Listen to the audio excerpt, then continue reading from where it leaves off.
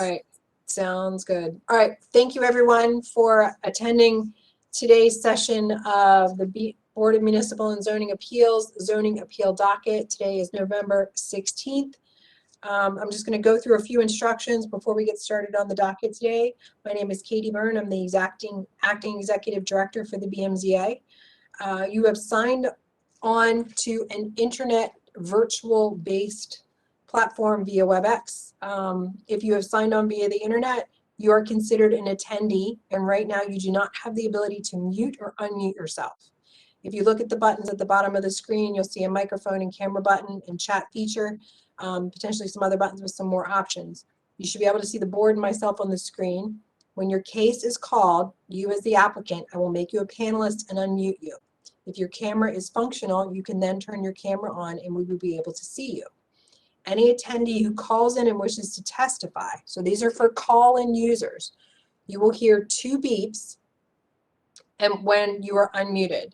If you wish to speak on that issue or that agenda item, please speak right away. If I do not hear anybody speak up, I will mute you again and move on to the next caller. If you're unable to connect via audio, please use the chat feature. If a speaker is inaudible, if we can't hear you, we might direct you to call back. So there's 2 ways to testify in support or opposition of a matter, and this is how you would let me know. There is a hand function, so when the case is called, if you wish to testify in support or opposition, you can raise your hand. You can also put in the chat identifying the case number and whether you're here in support or opposition of a particular matter. As I stated earlier, please do not use the Q&A because I can't hold both of them open at the same time, and the chat feature works much better. So the order of testimony is as follows. First, the applicant, then any support for the application, then the opposition, and then the applicant gets the last word and testimony will close. If you're having any issues with WebEx, please call our office and someone should be able to answer your call and assist you. Please do not email me because I'll be focused on the WebEx and unable to respond. The office number is 410-396-4301. If you're having technical difficulties and cannot participate for that reason, you may email us at bmza@baltimorecity.gov and explain your technical difficulties and what you would have testified to but for your technical difficulties. So again, reminder, don't use the Q&A, only use the chat. Raise your hand if it's something you want to testify to when the case is called, or put in the chat that you can, the case that you want to testify to and whether you're in support or opposition. And without further ado, I will turn it over to the chair. Thank you, Ms. Byrne. We will hear these cases, and typically at the end of the docket, we will take up deliberations to render a decision on your matter. In the event, however, that we need additional information or any other myriad reasons that we can't deliberate, then we will let you all know that. Otherwise, you can expect to receive your decision on your matter within about 30 days. And you can, if you want to hear something earlier than that, you can contact the BMZA office at the number that Ms. Byrne stated, 410-396-4301. We ask that you await doing any work towards your project until you've received your formal decision granting that approval. We also ask, and the city asks specifically, that you not undertake any work in Baltimore City without obtaining the proper work permits. As Ms. Burns stated, the general order of testimony will be the applicant, any opposition, and the applicant will have the final word. I do understand that there are several matters on the docket today which have opposition, and some may have a great deal of opposition. In those circumstances, I just want to remind you that to the extent a person, someone who's testifying, speaks and states a point that you would raise when you have your opportunity to speak, we're asking that you not repeat that testimony. If there is a basis for an opposition and that basis has been stated, we don't need 10 people to come before us to restate that opposition. So we take pretty careful notes. So we ask that you not be redundant so that we can move the docket along.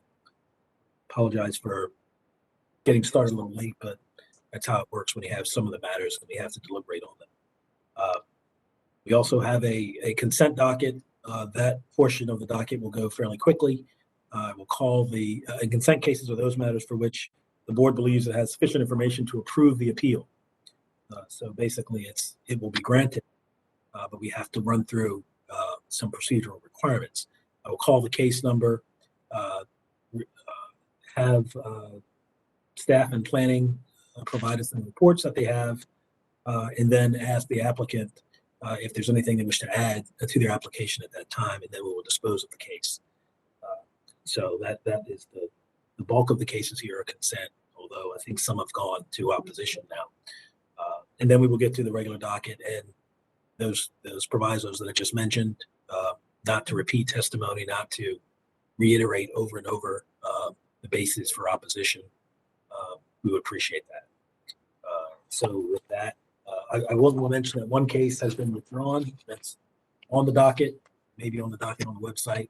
Case number 2021-247, 3516 Elamont Road. The appellant was Antonio Jackson.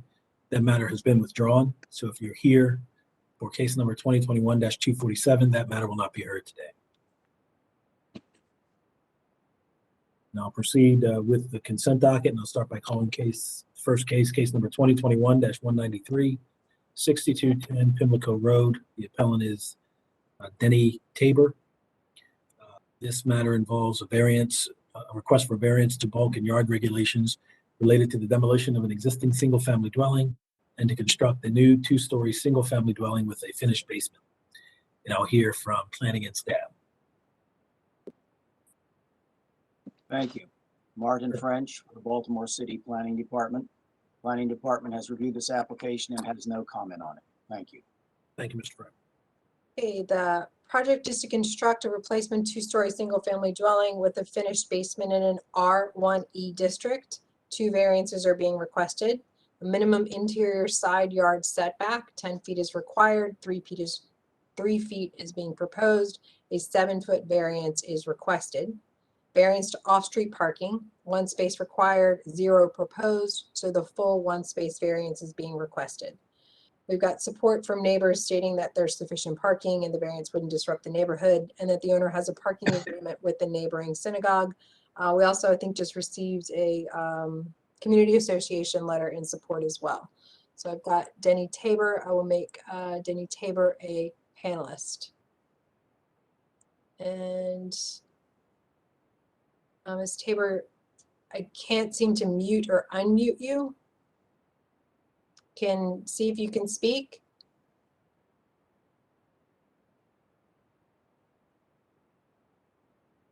It doesn't seem that your speaker function is working. Could you please put in the chat, make sure that you can hear us?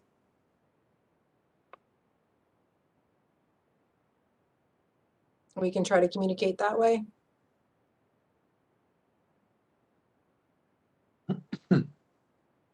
Or if there's anybody else here for the applicant.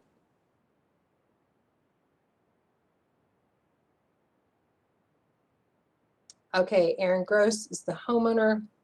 Let's see if we can get Mr. Gross as a panelist. Okay, Mr. Gross, you're unmuted. Hi, good afternoon, everybody. Oh, and Mr. Good Tabor, afternoon. I was just able to unmute Mr. Tabor as well, it looks like. So I think you're both on. All right. So for the applicant, the question is there anything you'd like to add to your application at this time? I believe that's everything. It's everything. And who's speaking? Is it Mr. Gross or? Mr. Gross, homeowner. Okay. And I don't know if that's a Ms. or Mr. Tabor is here on your behalf as well. Correct, yes. All right. Mr. All right. So, well, we have you as the homeowner and there's nothing you'd like to add. I can tell you that the board, having heard your appeal, we believe we have sufficient information to approve your appeal. Thank you so much. Thank you very much. Have a good day. Good luck to you. Moving on, case number 2021-221. 23 Pierside Drive, 119. The appellant is Whitney Gishel. This matter involves a request for variance to bulk regulations related to the construction of a sunroom addition on an existing concrete pad. Now, here are any reports we have from planning and staff. Planning Department has reviewed this application and has no comment on it at this time. Thank you. Thanks, sir. This is to construct a sunroom addition over top an existing concrete pad, again in C2 district. Minimum rear yard setback, 20 feet is required, 0 is proposed, so it would be a full 20-foot variance that's being requested. I have Joyce Morris here for the applicant, or I guess in support. So Ms. Morris, are you here as the applicant or just in support? Hello? Didn't quite hear you, ma'am. I can, as the applicant, Okay, all right, great. homeowner. Thank you, ma'am. Ma'am, is there anything you'd like to add to your application at this time? Nothing at this time. Very well. The board, having heard your appeal, we believe we have sufficient information to approve your appeal. Thank you so much. Thank you. All right, have a great day. Thank you. Moving on, case number 2021-243, 1656 West North Avenue. The appellant is Kayvon White Robinson, and this is a request to use the premises for hair braiding, retail goods establishment, and office space. And I'll hear reports from planning and staff. Thank you. Planning Department reviewed this application. Original application specified use of the entire building for the purposes proposed in the application. This property is in an office residential zoning district, but it also has a row house mixed-use overlay. Row house mixed-use overlay does not allow non-residential use above the first floor of the property. Therefore, the department can only support this application if the use is confined to the first floor of the property. Otherwise, the department is in support of the applicant's interests. Thank you. Thank you, Mr. French. Just as in follow-up, we were able to speak to Ms. White Robinson, explain to her that she could only have one use. So she's changing her application to general retail. I don't think we got into the discussion of the location. So she's changing her application to have one use, which would be general retail. Prior authorization for this was used as a home office in one dwelling unit. So there was an existing commercial use on the first floor. And Miss White Robinson, I've just unmuted you, ma'am. Yes, I'm here. Good afternoon, ma'am. Good afternoon. Were you able to hear all that just was spoken about this matter? Yes, Did I you hear heard, but can you explain what's going on? I'm sorry. Well, the bottom line is you're able to have the establishment that you'd like, but it can only be confined to the first floor. Okay, In the district in which this property resides, you can't have that business above the first level. okay. So are you willing to agree to that?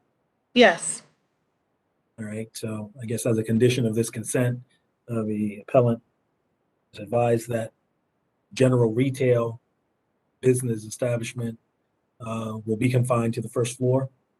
And under that circumstance, I can tell you that the board, having heard your appeal, we believe we have sufficient information to approve your appeal under those conditions. okay, thank you. Thank you, ma'am. Have a good day. You too. All right.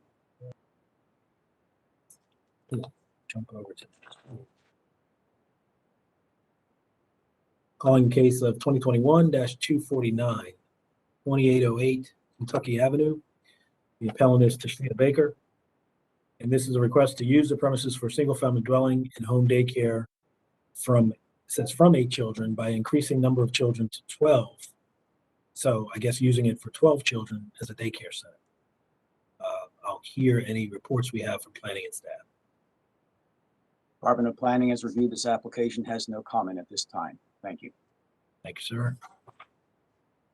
Again, the last authorized use for this property as a premises, a daycare home center for 8 children is the last single family. So this is a change for the conditional use to have up to 12 children and not 8. So I've got Ms. Baker here. I'll make her a panelist.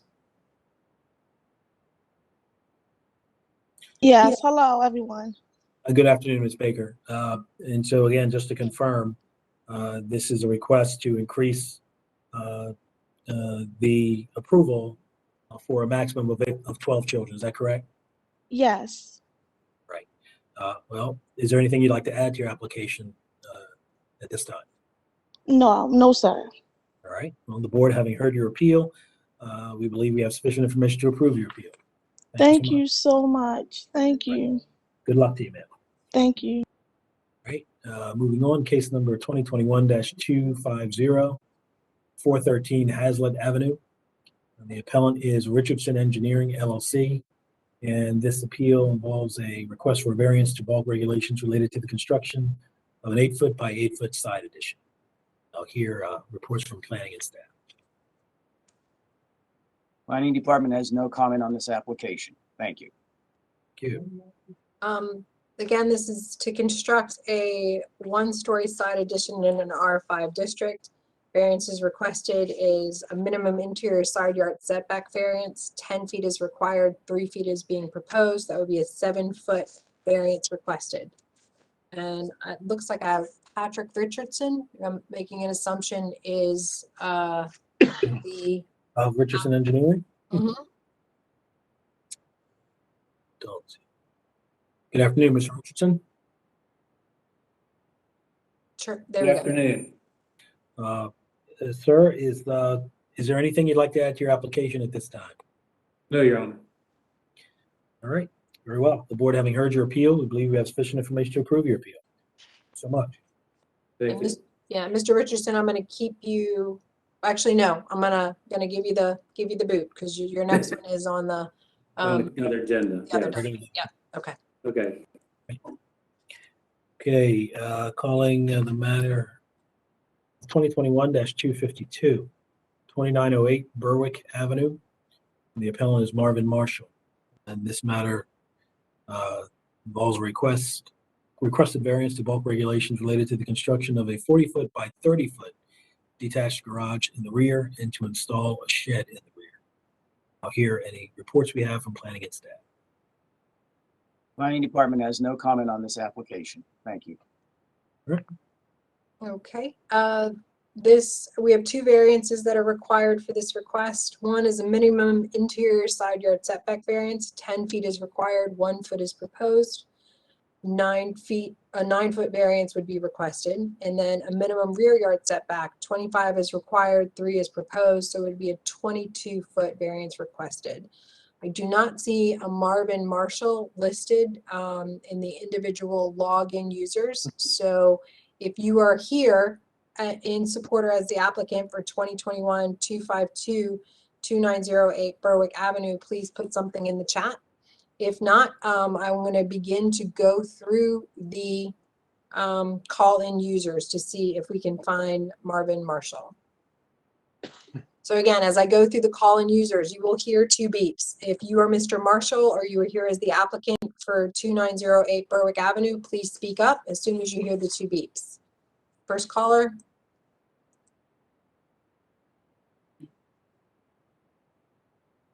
Okay, moving on to the next caller. I am not Mr. Marshall. Okay, thank you. Next caller. I am not Mr. Marshall. Thank you for letting me know. We'll go to the next one. Next caller. Nothing to add. Is this Mr. Marshall or just? No. Okay, thank No. you. All right, next caller. No. Okay, next caller. This is not Mr. Marshall. Oh. This is Mr. Thompson. Oh, not Mr. Marshall. Okay. All right. Thank you. So I do not see anything in the chat. Let me just look really quickly. Nothing in the Q&A. Let's, I guess, we'll try to come back to this one. So again, if you are here, for 2909 Berwick, Marvin Marshall, please put something in the chat. We just went through all of the call-in users. I do not see Mr. Marshall's name here at all. Okay, All right. Calling the matter of 2021-255, 2400 Albion Avenue. The appellant is Tracy Hall. This is a request to install a 6-foot high fence on a front side yard about 30 feet. I imagine it's 30 feet of fence. I'll hear from planning and staff. Thank you. Planning Department has no comment on this application. Sure.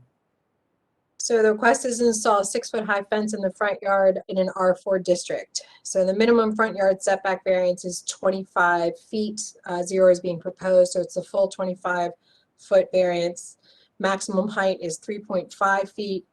The 6 feet is proposed, so it's a 2.5-foot height variance being requested. And I see Miss Hall here. I will make her a panelist. Good afternoon. Hello. Hello. Oh, this is Tracy Hall? Yes, Tracy Miss Hall. Hall. All right. Is there anything you'd like to add to your application at this time? No, I think I pretty much summed up everything. Well, the board having heard your appeal, we believe we have sufficient information to approve your appeal. Thank you so much. Thank you so much. Have a good day. You too. Calling the final, well, right now it's the final case on the consent docket, case number 2021-256, 6103 Birchwood Avenue. The appellant is Reno Thompson, and this is a request to install a parking pad in the front of the premises. I hear any reports from planning and staff. Planning Department has no comment on this application at this time. Thank you. Sure. Okay.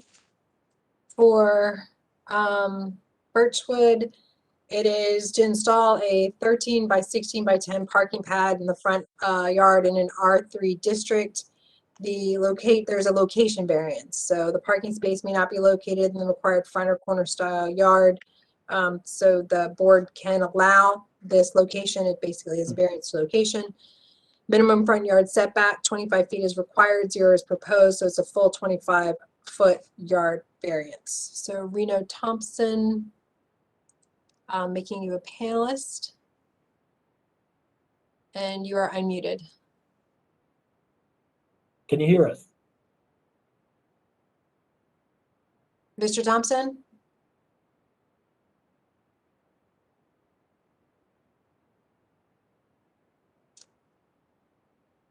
All right, let's try it. All right, you're unmuted. Go ahead.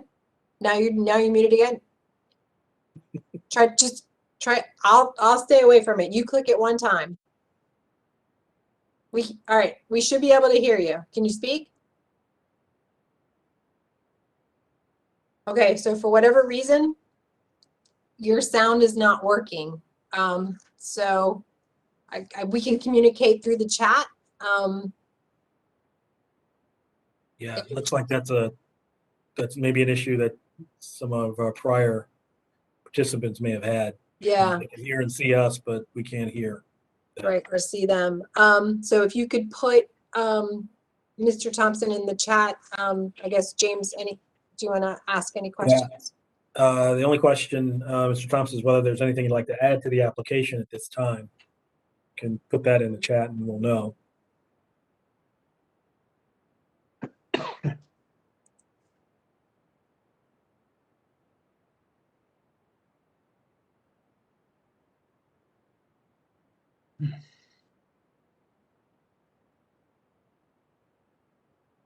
See if this works.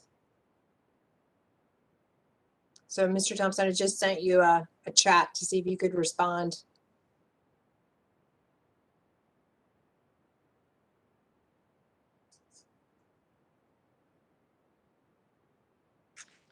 Or if there's anyone else here for this application, if you want to also put in the chat, maybe you could help with the response.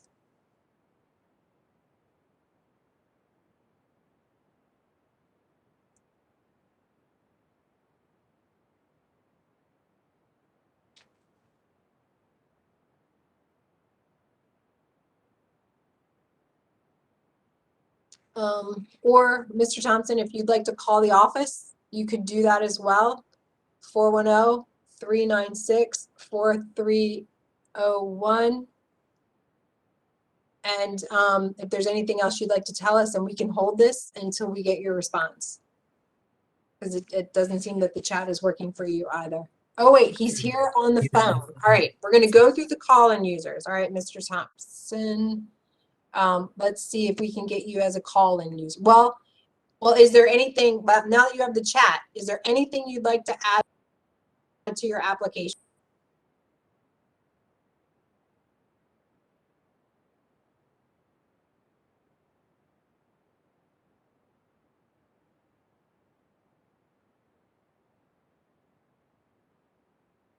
In the meantime, I'll try the call-in user. So if this is Mr. Thompson, please speak up after 2 beeps.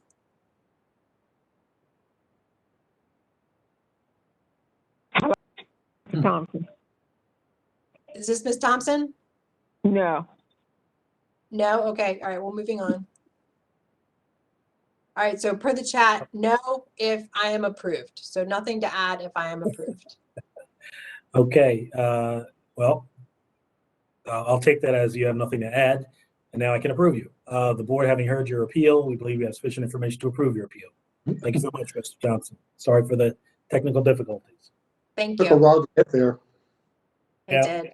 You know, Yeah, there seems to be a slight lag in the chat today too. So I don't know if it's a function of WebEx or if it's a function of our overall connectivity.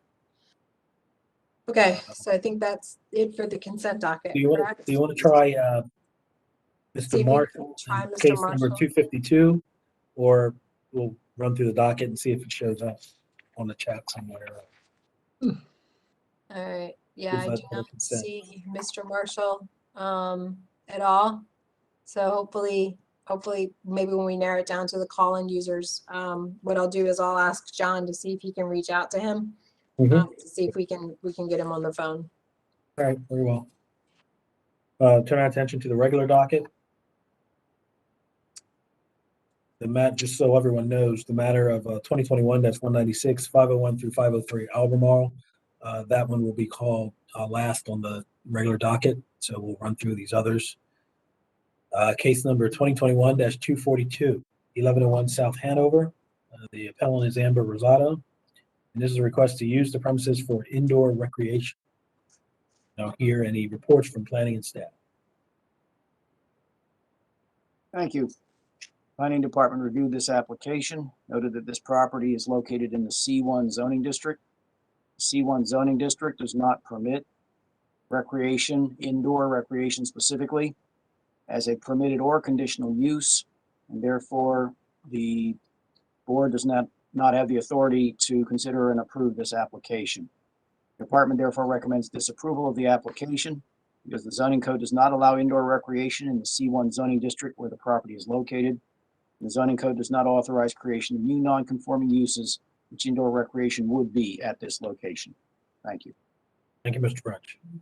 And follow up to what Mr. French stated, again, the recreation indoor is prohibited in C1 district per table 10-301. So the board does not have the authority to grant this use. In addition, we have opposition from South Baltimore Partnership saying that the use is not permitted in C1. I've got Amber Rosado here as the applicant, and she's unmuted. Good Hello, afternoon, good Ms. day. I received the same information that Mr. French just, told us probably about a week ago. So I believe this is just a formality in, deciding on this. I'm not sure how we can overcome the zoning ordinance. Yes, Mr. Rosado, I think that's something that we're not able to do. And so given where the code is and what it is you're seeking to do, I think the ruling has to stand that it's not a permissible use, and the board has no authority to grant this request. So sorry about that. Understood. Thank you. All right. Thank you. Have a good day, ma'am. All right. So I think we did have people here in opposition, but given. No, I don't think there's any need to hear it. Okay. Yeah, that opposition is not going to advance the ball Okay. further. All right. So we'll go ahead and move on then. Thank you. Calling the matter of 2021-244, 2220 East Fairmount Avenue. The appellant is Kevin Scott. There's a request to use the premises as a multifamily dwelling consisting of 4 dwelling units. Variance is required for off-street parking as well. Now hear any reports from planning and staff. Thank you. Planning Department has reviewed this application, noted that this property is located in a National Register Historic District. It is also completely covered by a 2-story detached residential building. The site is zoned IMU1, which does allow the proposed use. The department, therefore, is providing no objection to this application. Thank you.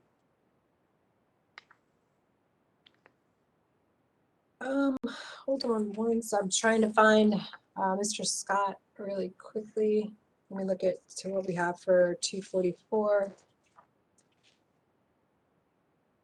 I see that also we have a Joanne Davis Here who in seeks to speak on this matter. Yeah, and then we have several here in opposition who also wish to speak. So this is to use the property for 4 dwelling units in an IMU district. The only variance before the board is for the 4 off-street parking requirements for 4 statements. We have multiple letters in opposition of the parking variance, and we also have an opposition from the Butchers Hill Association and several neighbors citing issues with lack of parking and safety in the area. Let me see if I can find, so I have, let's see, Joanne Davis. No, I'm believing that you are the applicant. I'll elevate you to a panelist. Actually, Ms. Davis, it doesn't appear that I can elevate you as a panelist, or that you can speak on this matter. So if you would like to try to call in, we can, yeah, I've just, like, when I click on you, nothing shows up. So that means that you're not connected to either speaker or video. So if you could, let's see, oh, I'm on the call for Kevin. Yeah, I see that. So we can try to communicate through chat, or if you would like to call into the call-in number, we can try that.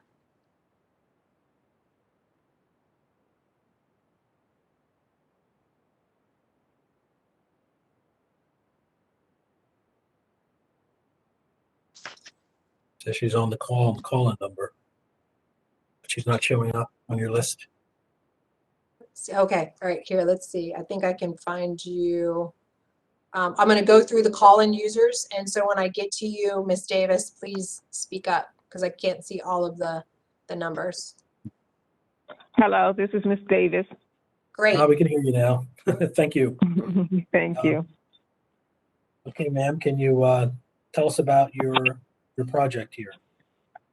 Yes, so we purchased the property. We're going to live in one of the units, and we wanted to turn the other unit and use the other units for renters. And that property is a mixed-use property. So I understand the opposition in reference to parking. The property itself, I would say, generally will have 2 people would live in that property anyway. So I would guess that an additional 2 cars. Our goal is to talk with the city to get a bike rack to hopefully encourage renters to bike. We are not looking to cause any, any animosity with our idea of turning the property into 4 units. We are Baltimore natives, and we're just looking to have some investment, and so buying that property, that was the goal. Okay. So let me understand what you mentioned, that you're going to live in one of the units, and yes, you're going to rent the other 3. Yes. Okay.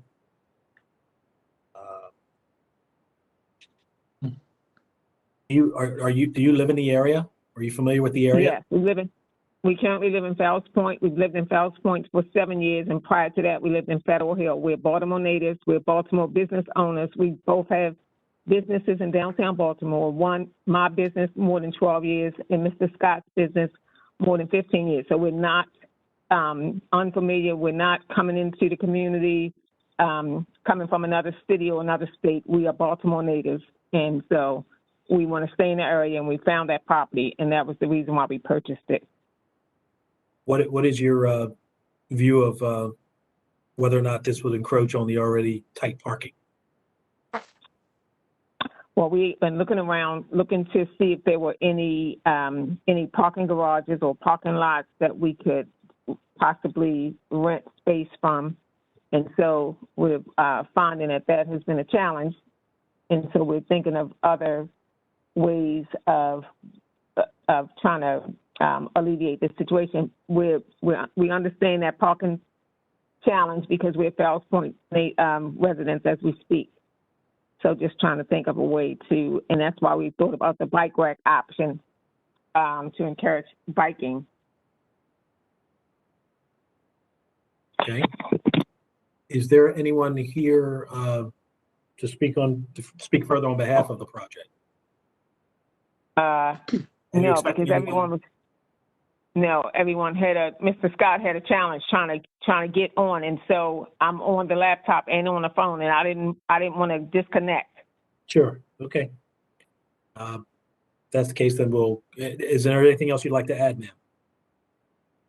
ma'am?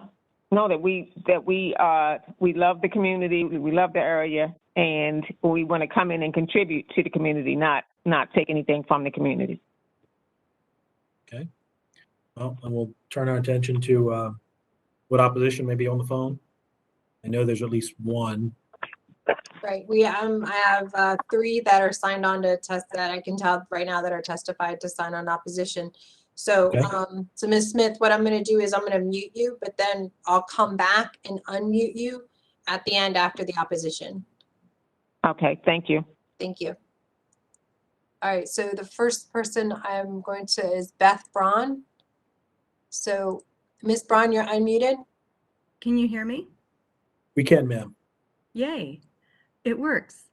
I've lived less than a block away from this property in question for about 20 years, and I just want to attest at how horrible parking is. Typically, if you get home after 6 or 7 or 8 at night, you have to park blocks away, and there have been, not frequent, but there are people that are mugged in our neighborhood. People have moved away from the neighborhood because of crime and because they can't park somewhat near to their house. Because of our proximity to Hopkins, we have many renters in the neighborhood, which is great. We love the kids, but they don't just bring bikes, they bring cars. They have girlfriends and boyfriends that have cars. They have friends that have cars. I appreciate Ms. Davis's desire to get a bike rack, but that just means they would bring their car and park it and then ride their bike around town, so their car would still sit taking up space on the street. I'm happy to answer any questions, but that's it. All right. Thank you. Any questions from the board of Ms. Braun? No. All right. Thank you, ma'am, for your testimony. What else do we have?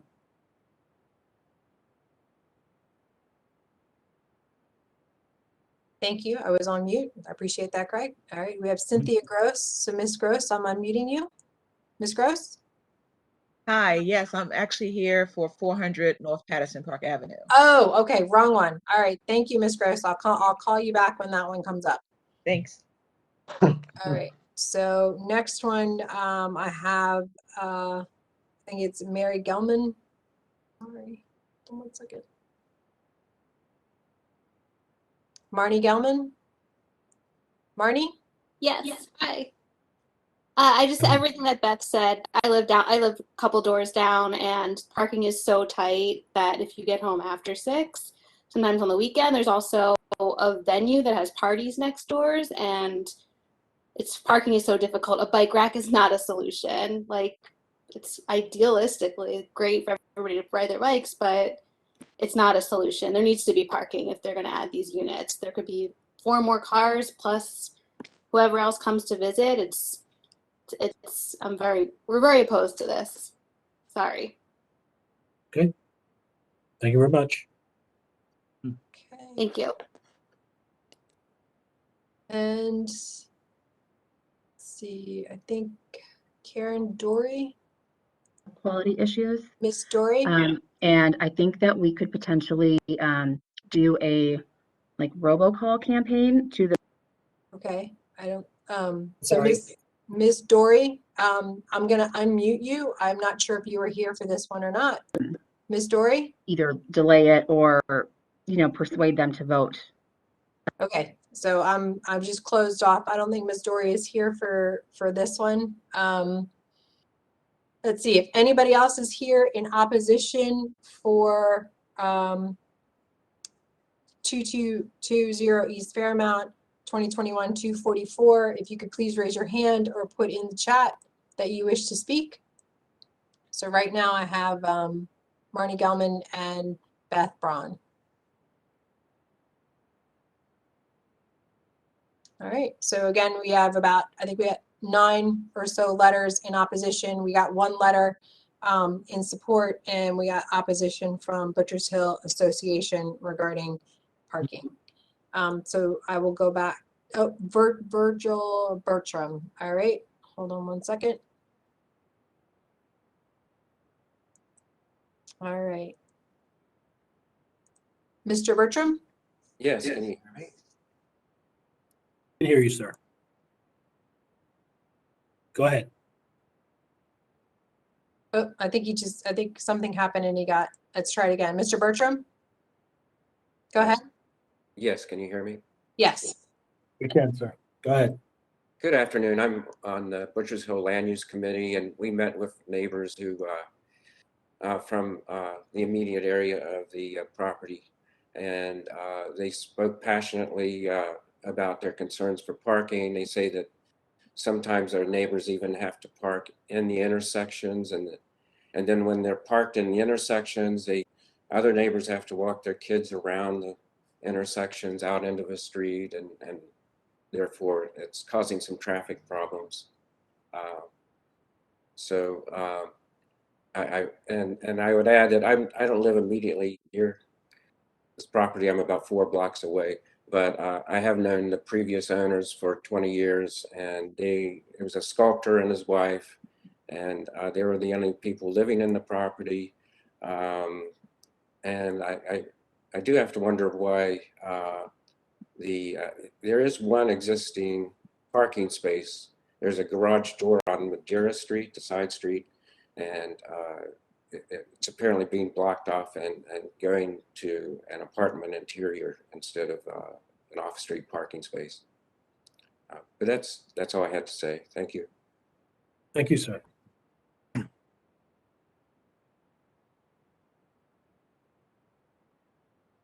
Muted, Katie. I'll go through the call-in users really quickly to see if anybody's here to speak in opposition. If you are and you hear 2 beeps, please speak up. Hello, my name is Chella Cooper. I'd like to speak in opposition. Okay. Okay, could you say your name once more, please? Chella Cooper. I did email a letter yesterday. Was that received? Anything that we received yesterday has been placed in the file. So, Okay, great. Yes. So first I'd like to welcome Ms. Davis and Mr. Scott to the neighborhood. We are generally friendly people, and I'm sorry that I have to oppose you on this issue. But most of the issues that I have objection to have already been stated, particularly when I leave to go to work between 7 and 8 in the morning. There are generally 6 to 10 cars that are parked at the corners, obstructing the curb cuts and the sidewalks, making it difficult for the children and families who attend Commodore John Rogers to get to the school, which is about a block and a half from the property. So on behalf of the safety of the children, the 900 children that go to that school, my primary objection is for their safety. I understand the need to, or the interest in investing in a property. It's generally a good investment. But turning it into a rental property with additional tenants who would bring cars, I vehemently object. Thank you. Thank you, ma'am. Okay, next call-in user.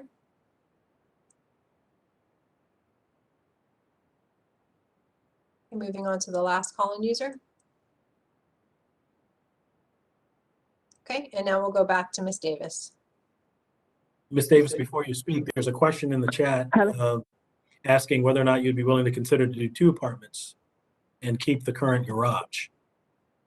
Is that an option for you? Yes, that would be a consideration. We also thought about doing 3 units and keeping the back area for garage parking and possibly be able to get 3 cars in that back area. We were testing it to see if that would be an option.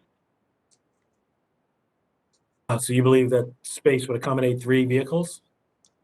We're testing it now. There is space in that back area, so we're testing it to see if we will be able to get how many cars we will be able to get in that area. I don't know, Mr. French, are you able to weigh in as to whether or not that would be an appropriate parking area? I think probably what the applicant should do is show a first floor plan that shows how many parking spaces meeting zoning code could be created. And that means 9 feet by 18 feet in dimension. It sounds like a possibility. Whether they can get 1, 2, or 3 would depend a great deal upon the dimensions. The property itself is wide enough, or in other words, deep enough from Madera Street, that it could provide head-in parking off Madera. There's no doubt about that. The question is, how many spaces side by side could they get in there? I would think that the board might want to consider asking for that floor plan in order to be able to consider this application further. Good point. And how we do that, Ms. Davis, is generally we would offer a postponement to allow you to provide additional information to support your petition. Bearing in mind that the issue here and the substance of the opposition primarily is parking, which leads to other issues like safety and traffic congestion. But the goal, I guess, would be to demonstrate how this parking situation could be remedied. So if you're willing to provide additional information, as Mr. French just said, a floor plan, and the parking requirements in the city are very specific to qualify for a legitimate parking space. That dimension, or those dimensions that Mr. French mentioned, need to be present. Right. And Mr. French also just said tandem, just a reminder, tandem parking spaces do not count under the zoning code. When you say it does not count under the zoning code, what does that mean? That means you can't draw your site plan so that you're blocking cars in. They can't be like tandem. They have to be side by side. Got you. Okay, thank you. Then I have another question. For that property, I understand that the persons on the call remember their previous owners. It was a mixed use property at that point. If we moved in and just use it as it is, then there will be no opposition? What do you mean? All we have before us is your application. Say it again.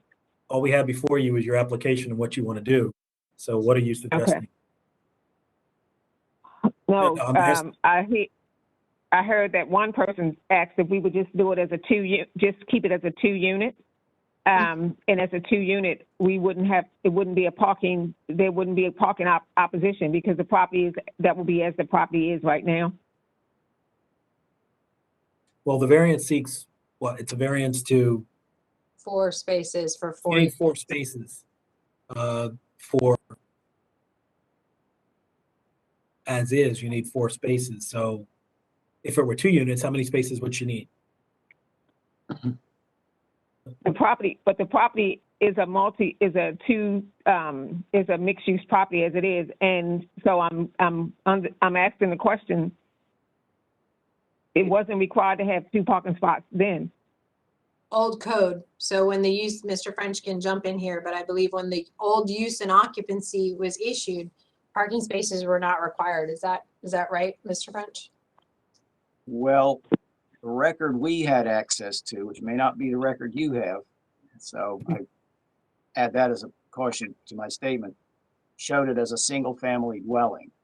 And if it was given a use and occupancy permit as a single-family dwelling without a parking space, then it basically gets a credit of 1 parking space off the 4 that would otherwise be required for 4 dwelling units. So you'd actually need to provide 3 new off-street parking spaces to get 4 dwelling units approved, which sort of leads us back to the discussion about the floor plan and how many parking spaces can you get on that first floor at the back of the building. What does she mean by mixed use? So we have in the code, it was used as a single family dwelling in artisan and craft work. So it was essentially a home with a space that was approved for an artist studio. And this was done probably prior to 2004, because this is based on the old land use codes that were carried over when we did it electronically. So that's why I think what she's talking about, how it was mixed use. It was both residential and used for arts and crafts work studio.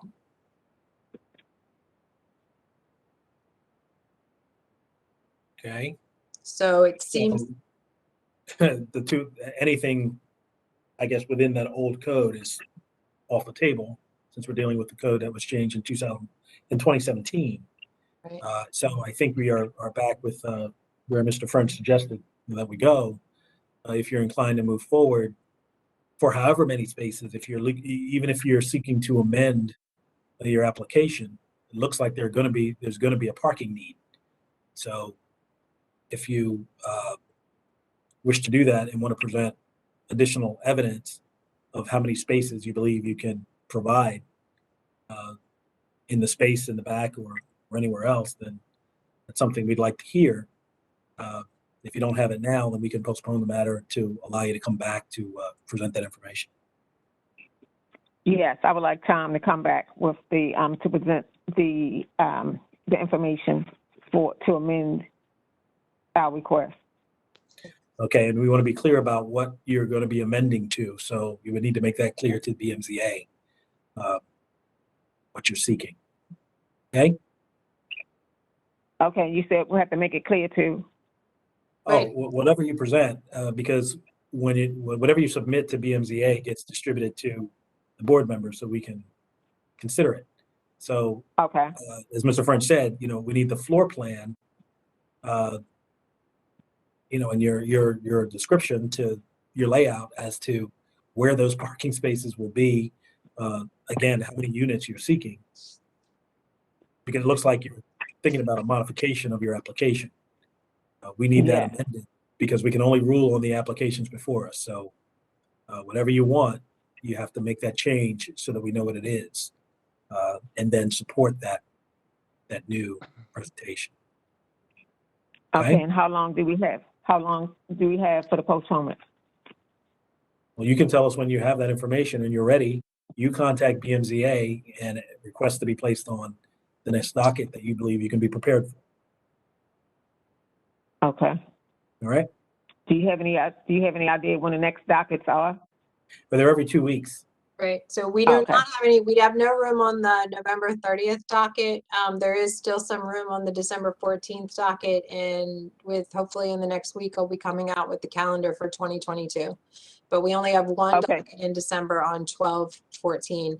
I would also recommend that you reach out to the Butchers Hill Land Use Committee. Ms. Braun, who is one of our, the people who testified in opposition, is someone who could probably be willing to work with you. So that it's always good to reach out to your community association. Well, I actually did. I spoke to Mr. Virgil with the Butchers Hill Land Use Committee. I did speak with him. All right, then once you have a better handle, I would recommend reaching back out to them with your site plan before you come back. Okay, but we would like to get on the docket for the 14th because we're going to get our architect to amend the plans, and then I'll be in touch with Mr. Virgil and Ms. Vaughn. I don't have Ms. Vaughn's information, so I'll seek to find it. Okay. All right, well, we will go ahead and accept your request to be put on the docket for the 14th, but remember, you have to get us all the information well in advance. Okay, and I just need to send that information to the email that I have The on BMZA that I've been at emailing to. baltimorecity.gov, yes. Okay, thank you so much. All right, thank you. Okay, Is bye-bye. is anyone else having problems with the conversations breaking up? From I time could to actually time, it hear gets that choppy. really well. I am. It's all choppy for me, but I think that was my connection. Yeah, I understood little of what the last lady had to say. Okay. Just asking. All right. Oh, she's going to come back, and then we'll know. I think we'll have a new application or an amended one in any event. Mm-hmm. Gotcha. So moving on to the next matter, case number 2021-245. Katie, would it be appropriate to call both of these together? I think so, because we have opposition together and applicant together. Gotcha. All right, so let's do this. There are two cases. Case numbers 2021-245, 1000 East Cold Spring Lane, and case number 2021-246, 1002 East Cold Spring Lane. The appellant is the same for both, Ike Okoye and Eden No. And both cases for both properties seek variances to bulk regulations related to the construction of a new 3-story semi-attached single-family dwelling that would be on each property. So I'll hear any reports we have from planning and staff with regard to these cases. Thank you. Planning Department has no official comment on either of these applications, but notes that the proposed semi-detached dwellings will need to be reviewed by this department for compliance with the design manual and the landscape manual. The applicant is encouraged to contact the department's Land Use and Urban Design Division pending the results of this hearing. Thank you. Thank you, sir. Again, for 1000 East Cold Spring 245, construct new 3-story semi-detached single-family dwelling in an R5 district. Minimum front yard setback is 25 feet. What is being proposed is 14.5 feet, so it's a 10.5-foot variance being requested. For 246, 1002 East Cold Spring Lane, again, construct a new 3-story semi-detached single-family dwelling in an R5 district. Front yard setback is 25, 14.62 feet is proposed, 10.38 foot variance would be required. And I have Ike Okoye. I will make you a panelist. Mr. Okoye, you are unmuted, sir. Okay. Can you hear me? Can you hear us, sir? Yes. Yes, we're requesting, we have a little hardship for the front setback, and we're requesting for the 10-foot variance, and for both properties. And if I may add, it's not on the application, but I'm not sure if I can add any subdivision for, there's 2 properties. If I could add subdivide into 3 properties, is that possible at this time? That's not going to be possible before us on this Okay. application. Okay. All right, I'll just keep the setback 10-foot variance request. Okay. And why do you need the setback? The frontage is less than the setback requirement. And this is it's only the house is only about 40 feet deep and 18 feet wide. It's not really a big footprint, but still we are constrained with the front setback. All right. And also, if I may add, the dwelling 1004. Right now, it's existing, and that's about 12 feet setback from the front. I'm sorry, what address? 1004. That's the adjacent to 1002. The current setback is about 12 feet for that property. Okay. And that's all I have. Okay. Then I guess we can jump into the opposition. Unless Ms. No is speaking. Ms. No's not here, right? I don't see her listed as, Okay. all right, so Mr. Collier, I'm gonna mute you now and we're gonna move to opposition and then I'll come back and unmute you. Okay. All right, so we have Nancy Green. Ms. Green, you're unmuted. Hello, can you hear me? Sure can. Go ahead, ma'am. Okay. Again, I'm Nancy Green, 4502 Craddock Avenue. I would be sitting directly across from the proposed site. It's directly across the street from me. Yes, ma'am. Now, there were some built previously on Craddock, 4506 on up. We did not know about, the community at large did not know they were being built. But because they sit towards the side, it's not a distraction. This will be a 3-story. I have a basement and 2-story. So this will be a 3-story, which means it'll be sitting up above me. In our whole community, there's none that was that tall. But on top of that, there's another fact. The coloring of the home is multicolors. We're the whole community, Wilson Park, it's a brick front facing. So you have these multicolor homes that sit above everyone else. It just doesn't fit the community and it's blocking. It would be blocking our views. And then along with that, the property will be the borders, East Cold Spring, Craddock, Richwood. Craddock and Richwood, we currently use for parking. The homes that he built further up on Craddock, they do have a garage. No one used their garage. It's 2 people in there. I don't know if the garage is too small or what, but no one used that. So one party parks on the parking pad and another one parks on the street, which uses up the existing parking we have. So when you go to build these new homes, all the construction equipment and everything else will take up parking on Craddock and Richwood because it happened before and we had to find parking. So I assume these new ones will also have a garage. So do they go into the garage? Do they go into their homes on Craddock or Richwood or Cold Spring? If they go in on Craddock and Richwood, we lose parking spaces again. Even if they do have a garage, we still lose parking space because you cannot park in front of anyone's garage. Ms. Byrne, are we looking, is there a parking variance requested here? Pardon me? Is there a parking variance requested or just setback? No, just setback. I'm sorry, I really don't understand the terminology. That's okay, Ms. Green. He just asked me what was being asked. So what's a setback? I'm sorry, I hate to put you through all this. that's okay. So a setback is, the code says from the curb to your house, you have to have 25 feet, right? That's what the code says. But what Mr. Okaya wants to do is he wants to have 10 and a half feet from the curb to the house. So that's a parking garage. No. Well, like when you look at, it's just the setback. So maybe it is the parking garage with his design. Maybe he's got house on the back, right? Right.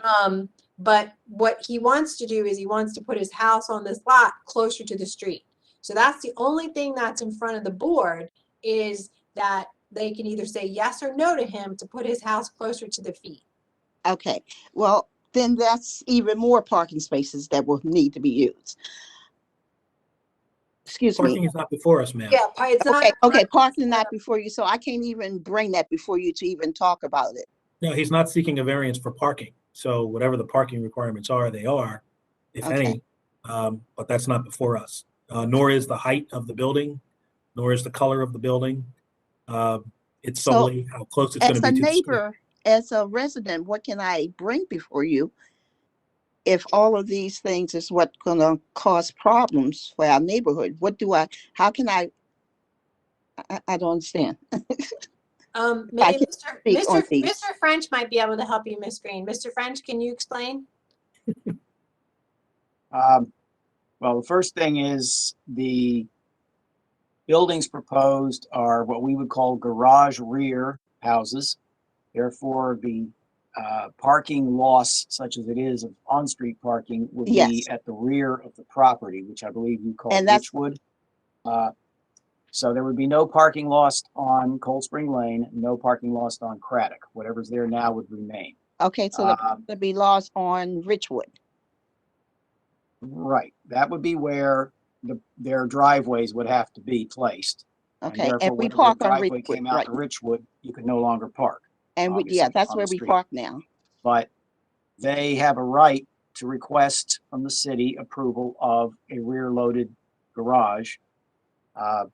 And that decision is actually not made by the zoning board, which you are talking to now. It's made by the Department of Transportation of Baltimore City. So that's a separate issue. Okay. The other thing is you mentioned what are the buildings going to look like? And that is a serious concern. And that was the point of our comment, that the buildings and the improvements in general have to comply with the design manual and the landscape manual. Those are separate things that the board does not handle at a hearing like this. However, this department does, and I would encourage you to contact our community planner. I believe it's Rennie Lawal Simmons, and talk with her about this proposal if it I'm receives sorry. approval today from the zoning board. My phone it kind of blinked on me or whatever. What is the name of the person again? Rennie, R-E-N-I, Lawal, L-A-W-A-L, and hyphen Simmons, S-I-M-M-O-N-S. And her email is rennie.lawal@baltimorecity.gov.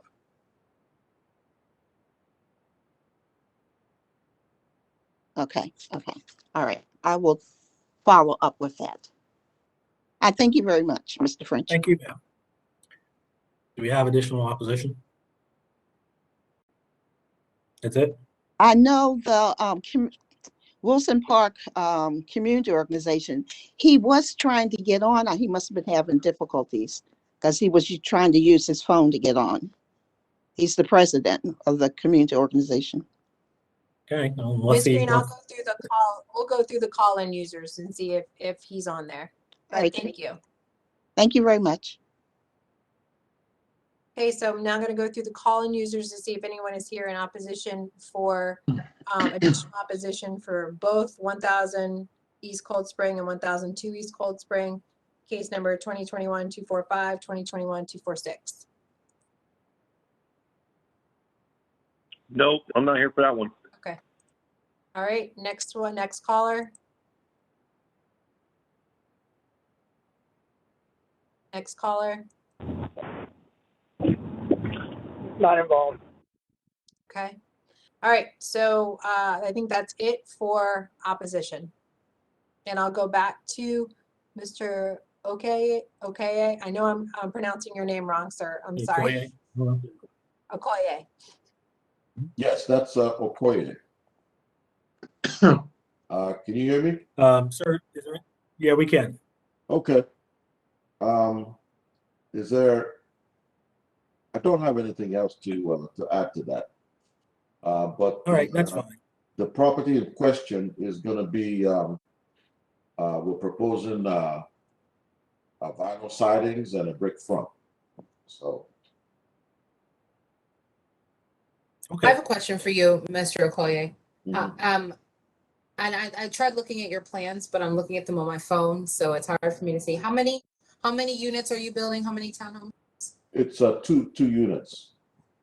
Okay.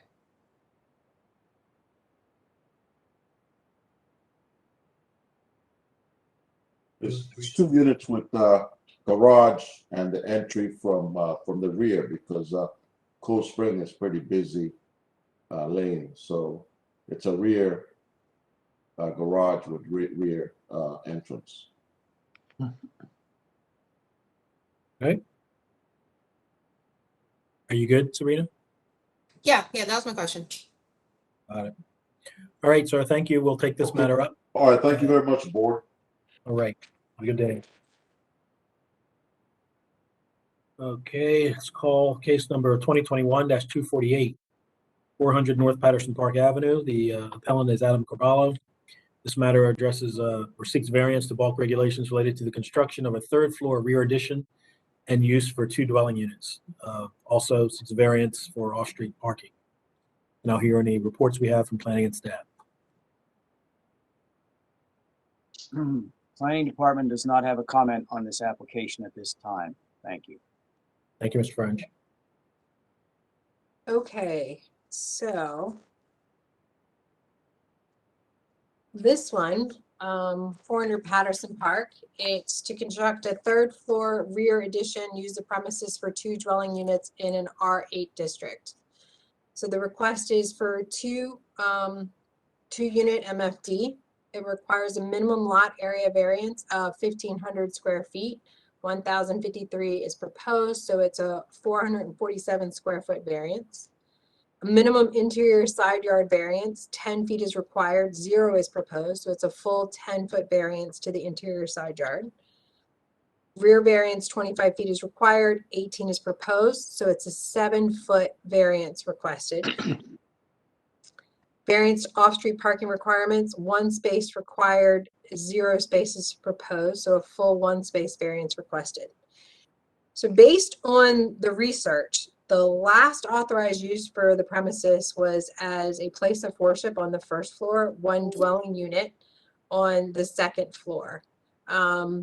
There was a grant of the BMZA, a conditional approval to use the premises as 2 dwelling units in 2017, post-transform. So the board already gave approval for 2 dwelling units with the condition that off-street parking be provided on a nearby lot.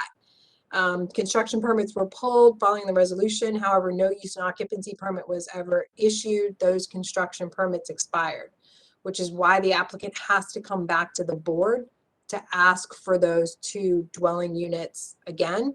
And this time they're asking for the variance to parking, not to provide off-street parking. So, in sum, we had existing 2 uses. Commercial on the first floor, residential on the second floor. Board said, okay, 2 dwelling units back in 17 under analysis of this particular code. But because they never crossed the finish line with their use and occupancy, the board's decision expired. So they're back again, essentially asking for the same thing they did before, but this time they're asking for a variance to parking along with the minimum lot area variances, interior side yard variance, minimum rear yard variance. And we have all those variances the same as we approved in 17, except for the parking. I believe so, because it would have had to have been, because it's the same bulk and rear yard issues that it would, because you were applying transform in 2017. Okay. All right. So The only difference is the parking. Right. And we have Neil Curtis here for Adam Carvalho. So Mr. Curtis, unmuted you. Yes. If you want to share, turn your camera on or whatever, feel free. Basically what I had was to say, this exactly what you said, that this was already approved. This building is a 100% lot coverage building. We cannot provide any off-street parking because of what's already there right now. What is there versus apparently a lot was available in 2017? There's something been built there now? Well, I don't know if a lot, this is changing owners. And what was there was 100% lot coverage building. There was no parking in the rear of the building. It's a corner lot that on Patterson Park and Orleans Street. So it's landlocked. Like behind the building, there's a small pedestrian alley that would make accessibility to the rear of the property you couldn't do it with a motor vehicle because there's a small alley behind.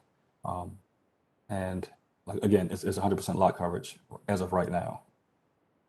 There is a small, I don't know if it was a garage, but there is no curb cut for a garage there.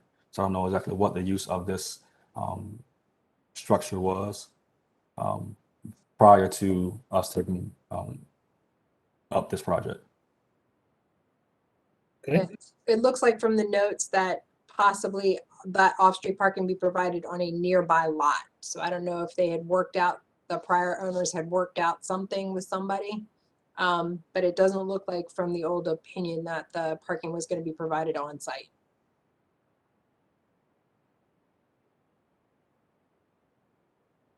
Okay.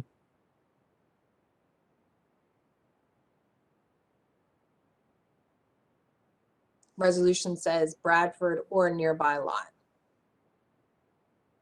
Is there any, what's the status of Bradford Street? Mr. Curtis, with regard to parking, is there any ability to park there? I am not aware of that. I don't know what the prior owner had worked out with the owner of that lot, but the new owner does not own that lot on Bradford Street. To be clear, you're required to have one spot and you're asking for a one spot variance? Is that, Yeah. is that right? It's just one, Mhm. okay. Yes. Okay. All right. Is there anything else you want to add at this time, Mr. Curtis, or you want to reserve until we hear opposition? I'll reserve till I hear opposition. Okay, so Mr. Curtis, I've just muted you, and Ms. Cynthia Gross. Ms. Gross, I've just unmuted you, ma'am. Right, thank you. So yes, my name is Cynthia Rose. I live at 238 North Patterson Park Avenue, which is directly across the street, Orlean Street from 400 North Patterson Park Avenue.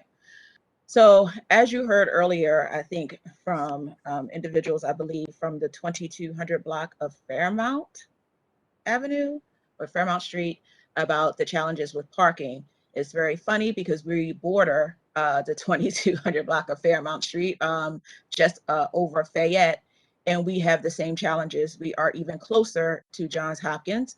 So at no time, even today, I am at work, working from home, and I took off to attend this. I cannot move my car. So it's not in the afternoon, it's not in the evening, it is all day. Because of the amount of individuals that are coming into the community to park, not only residents, but people who work right up the street from Johns Hopkins. We also contend with the neighbors from Butchers Hill who cannot park their cars because of other people from Johns Hopkins and different things like that. So parking is at a premium. It is needed. We don't have in the block of 400 North Patterson Park. I'm trying to look at all the properties that anchor that block, and none of them are multifamily. The one unit at 443 that is 100% like lot coverage, just like this property, does have a garage. However, it's not used, but it's a single family unit. So the other ones are businesses that people from the neighborhood walk up to. So the parking is horrendous. I was there in 2017 at the hearing. There is a commercial space, actually. We call it a fake 7-Eleven, but it's a 24-hour store that has parking available all the time. So there is space around to potentially find parking if the 2 units are allowed. But I object to the variance given the status of the fact that parking is very, very, very, very hard to come by. And I am a single female living in one house and can barely park in front of, even near my own property. You mentioned basically a fake 7-Eleven. So that's a lot that residents or anybody working nearby come and simply park on that lot? Well, people who go to the store park on that lot, so there's always space available. because it is open 24 hours a day. Actually, I don't know if you know, there was a Jiffy Lube that used to be on Orleans Street that was recently knocked down. So that's that space right now that's available. So we have a huge parking lot in a 2300 block of Patterson Park that's anchored by various businesses that even the church has gotten with some of the owners and may on a Sunday request people to park there. So there is space in the neighborhood. If people want to have apartments, that they can talk to those owners to attempt to rent or do whatever. But that's why I'm thinking a variance truly, in my opinion, is not needed. And again, as a single female who has difficulty parking and even in the daytime because of our location to Hopkins and different things, when people come in and want to use something for a multi-unit dwelling, I believe they should be able to provide the adequate parking that goes along with that. Right. Thank you, ma'am. Mm-hmm. Okay, I got kicked out for 2 seconds, but now I'm back in. I'm not sure if my video is working or not, and Greg was able to maintain the whole time. And I'll get let's see, Mr. Curtis, I'll unmute you. All right. The parking lot, if needed, we can. I mean, what's across the street? I guess what's a Pizza Bowley's, I think, and that's private property. And I'm not sure how that will work if we needed to reach out to the owners of that property to use one spot. I have a question, Mr. Curtis, before you Okay. go on. This is probably, I'm not sure who this is for, maybe Mr. French. If this so the board previously approved variances for this to be a 2-unit building, correct? But I think they provided parking on Bradford or a nearby lot. So that's where the parking, I guess, was going to be. So I guess parking was provided as a condition. So my follow-up question is, oh, it was provided as a condition. I thought it was just something that was in that, because if it was provided as a condition, then wouldn't we have more exact specifics about where that parking was going to be instead of just a general hand waving of it's a lot somewhere near Bradford? Like, do we have that? Yeah, and I guess more specifically, we should be able to determine whether or not there was a variance requested for parking. If there wasn't, then they were, I guess, were required to provide parking, and maybe they said that's where they would be. But can you tell us, Katie, whether Yes, Katie question. Parking variance was issued or granted? I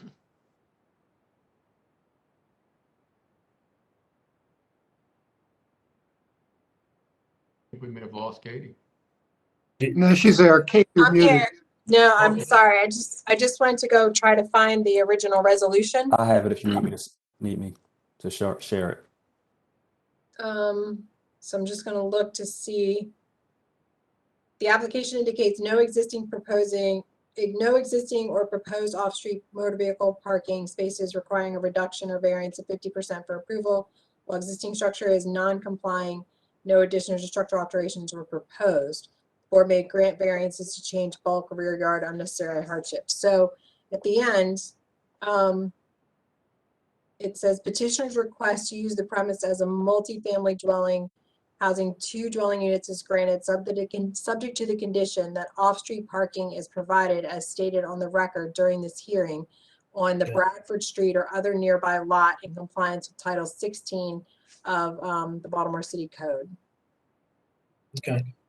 So where is this Bradford Street lot? And I think it's Bradford Street was it nearby lot. I guess the nearby lot, we don't know where that is.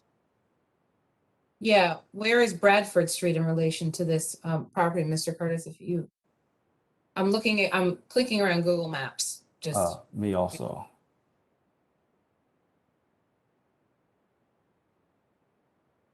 It's 2 blocks to the east. It's Bradford. or one block. I think it's actually across the street from the Pizza Bowlies and Jiffy Lube, what used to be there. So how do you guarantee parking on Bradford? Or Well, we do you weren't just going tell for them? that now. That was under a previous owner and previous application. Yeah. Well, we understand you're seeking a variance. Right. We were trying to confirm where that parking was and how they could provide it. I guess go ahead, sir. Well, as I'm looking at it right now, Bradford's Alley Street, there is no parking on it. There's no parking anytime on Bradford Street. So I'm guessing that this application was talking about the parking lot that is at the end of Bradford Street, which is the Jiffy Lube parking lot location. Okay. I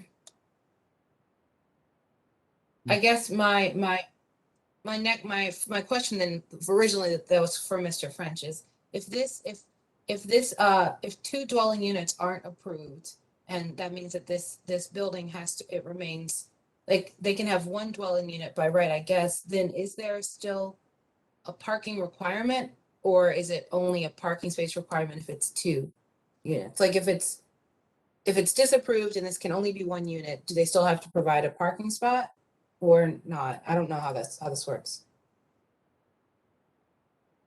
Well, I'll preface a response to that by saying the zoning administrator will make that call. However, generally speaking, a building that was originally built as a single-family dwelling, whether or not it had a commercial component as well, such as this building, would have been basically given a credit of one parking space that was not provided but could have been had off-street parking being required at the time the building was built. And obviously this building is over 100 years old. So there was no parking requirement at the time that it was built. So yes, they need one parking space for the second unit, if you want to look at it that way. Gotcha. Okay.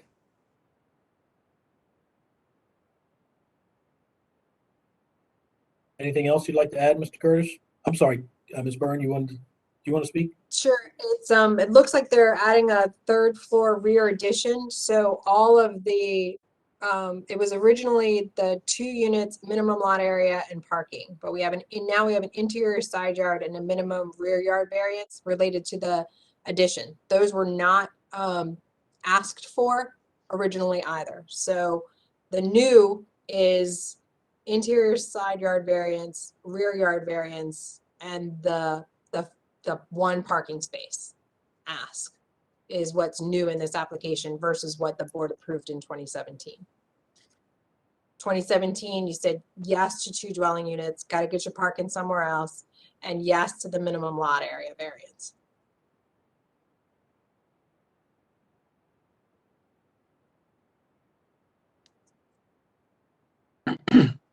Okay.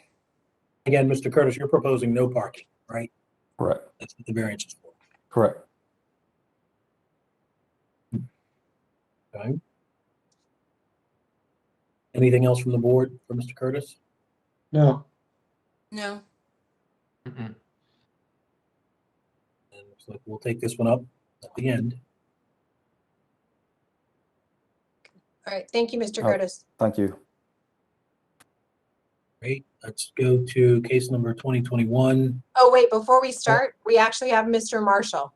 Remember the one that we needed to recall? Yeah, 252. 252, yes. All right.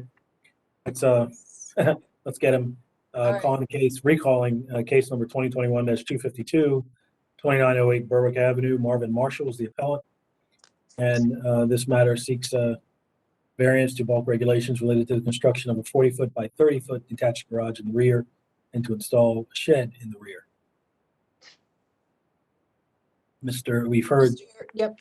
previously, so Mr. Marshall. Yep, Mr. Marshall, you are unmuted. All right, I'm here. So again, the requests were a minimum interior side yard setback, 10 feet is required, 1 foot is proposed, so it's a 9-yard setback, 9-foot variance requested. Then a minimum rear yard setback variance, 25 is required, 3 is proposed, so a 22-foot variance requested. And then Mr. French, I don't think you guys didn't comment, is that correct? Yeah, we had no comment on this application. Okay. Mr. Marshall, is there anything you'd like to add to your application, sir, this time? Just at the so when I just acquired the property, there was the shed was already there, and it was already a variance not a variance, but the shed was already I guess what you call encroaching the property line. Sure. So I did include that just because I wanted everything to be up to code and on the record. But looking at all the other properties in the neighborhood, all the properties that have sheds or accessory structures are also encroaching the property lines. So mines wouldn't be out of the ordinary from what the neighborhood already has. Okay. Very well. Well, I can tell you that the board, having heard your appeal, we believe we have sufficient information to approve your appeal. Thank you so much. All right, thank you. All right. Okay, now we can go to, let's see, 2021-251, 4434 Falls Road. And we have Richardson Engineering back as the appellant. I presume Mr. Richardson will be the spokesperson. And this seeks an expansion of the structure related to the construction of an addition for a car wash onto the building. I'll hear any reports we have from planning and staff. Thank you. Planning has reviewed this application, noted that this property is in a C2 zoning district in which car washes are not listed as a permitted or conditional use and therefore are not allowed as a principal use. However, this particular property was also the subject of an appeal back in 2018 where the appellant asked for a gas station and convenience store. And the definition of gas station in the zoning code does allow accessory sale of convenience items and an accessory freestanding self-service car wash. Therefore, it's important for the site plan for the proposed car wash to be one that shows a freestanding car wash as opposed to a building addition, which is what the original plan filed appeared to show. That said, the department has no record of the gas station ever receiving a use and occupancy permit, which may make the issue about whether this is a modification of a conditional use, one for the board to consider. That said, the department is recommending approval of the application if the applicant clears up some of these issues. Thank you. Thank you, Mr. French. Piggybacking on what Mr. French said, we pulled the historic land use cards, and these were kind of fun to read because it was going back to 1939. It was approved for a 2-pump gas station for Standard Oil. But as we look at those land use cards, as they changed and they shifted and they moved, it went from gas station, changing the gas stations, adding signs, and then it went to auto repair. And that gas station use fell off the trail. And then the last use and occupancy that was issued was for a convenience store. So right now, the only thing we have for a legal use and occupancy here is a convenience store. But when it's a full-fledged gas station with a convenience store, but somewhere along the line, it lost its use for that gas station. So you can't approve a car wash as an accessory use to a convenience store. You can approve a car wash as an accessory use to a gas station, so long as it is, as Mr. French said, freestanding. So I think if the applicant wants to postpone, get the land use underlying gas station use back on the books, then the board could hear this as an accessory to the gas station use. But that's what our research has provided for us. So right now, as the application is submitted, the board does not have the authority to grant a car wash use as an accessory to a convenience store. All right, so we have, is Mr. Richardson? Yes, Your Honor. I also have with me the owner, Mr. Davender Chib.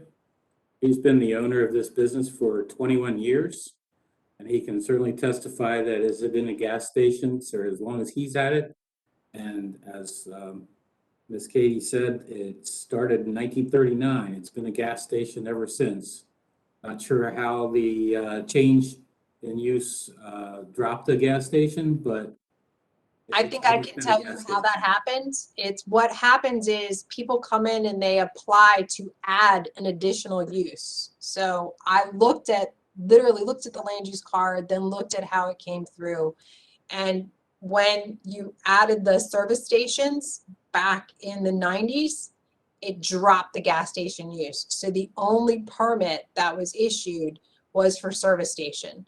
So probably, sorry if it was you or if it was somebody else at that time, you probably didn't realize that that happened functionally as far as permits. And then when you added the convenience store, it dropped the auto repair. So literally the only thing that we have is the convenience store. So every time you apply for use and occupancy, you have to say, continue to use gas station, auto repair, add convenience store, right? But what happened was it just got replaced every time you added something. So it's not, it's really, you have to fix your paper trail in order for the board to go forward.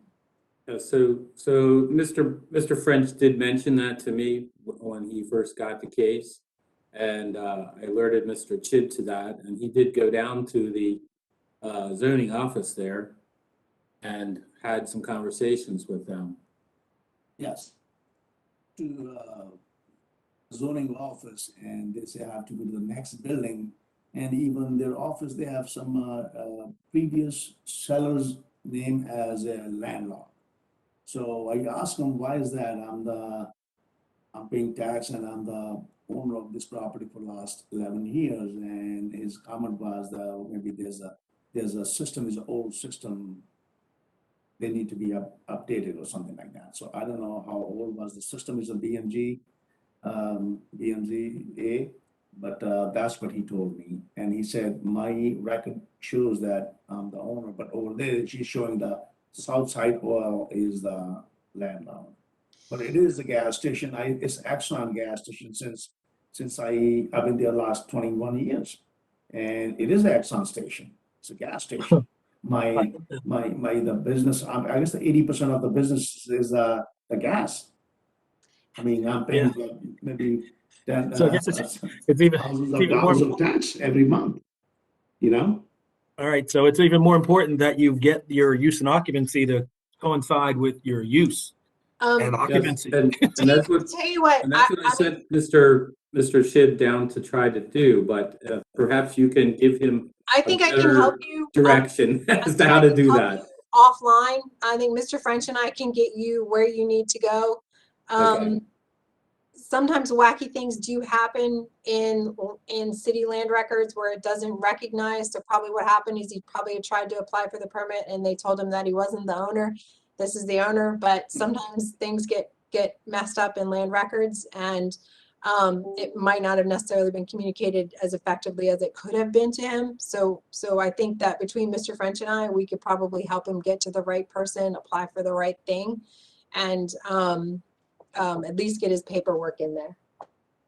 All right, and I think your suggestion is wise, that in order to save this application so that we can actually ultimately rule on it, we would offer you a postponement to allow you that time to get your ducks in a row, so to speak, and come back when everything is square and fixed, and your use and occupancy permit is for a gas station, and then we can entertain the issue of a car wash. So would you like to postpone? That's in our best interest, yes. Okay, very well. And while you're communicating with Ms. Byrne, as you go forward to find what you need and where you need to go, you can communicate as to, again, a timing for coming back before the board, so we can hear this appeal. All right? Correct, yes. We'll postpone the matter today. Very well. Thank you, gentlemen. Thank you, Mr. Richardson. Okay, thanks. All right, so 2021-251 is postponed. Move on to case number 2021-253, 5509 through 5515 Harford Road. The appellant is Jose Garcia, and this is a request to install 2 electronic signs, each 3 feet by 5 feet. And I'll hear any reports we have from planning staff. Thank you. Planning Department reviewed this application. Noted this property is in the Hamilton Business Area Urban Renewal Plan area. That particular urban renewal plan does not prevent or restrict the proposed signage. However, the plan does contain a statement that all signs should meet standards contained in the urban renewal plan, and the applicant is encouraged to work with this department and specifically with the Hamilton business area community as well to develop a sign design that is compatible with the requirements of that plan. Specifically to this application, the request was for an electronic sign. The issue that the planning department sees that this matter poses is that electronic signs in category 1 are not allowed to be integrated into other signs, and also specifically are not authorized to be window signs, which is what the applicant is requesting, 2 electronic window signs. In addition, the board does not have the authority in the zoning code to vary the number of signs, the maximum quantity of signs that's allowed in the sign table 17-201 in the zoning code. Therefore, the department is recommending disapproval of the application because the zoning code does not authorize the board to grant a variance of a limit of 1 electronic sign per lot stated in table 17-201 of the zoning code, and does not permit electronic signs to be part of window signs. Thank you. Ms. French. Again, what we have in the application is 2 electronic signs measuring 3 feet by 5 feet. Each one would serve as a window sign in a C1 district. This is a request to a variance, variance sign regulations of 1 electronic sign in max, 2 are proposed. And the issue is we have support from Hamilton Main Street, but the issue is section 5-301 does not allow the maximum quantity of permissible signage to be varied. So the BMZA does not have the authority to add more signs. In addition, it states 17407E states that electronic signs may only be in the form of integrated into freestanding sign or wall type. So the proposed electronic sign, which is part of any window signage, is prohibited. So the board doesn't have the authority, 1, to variance, and 2, to actually approve the electronic sign. But I see I put you guys up here as panelists, right, Mr. Garcia, and I see you guys are hand motioning, doing all kinds of things. So, you know, are we wrong here in what your application is asking for?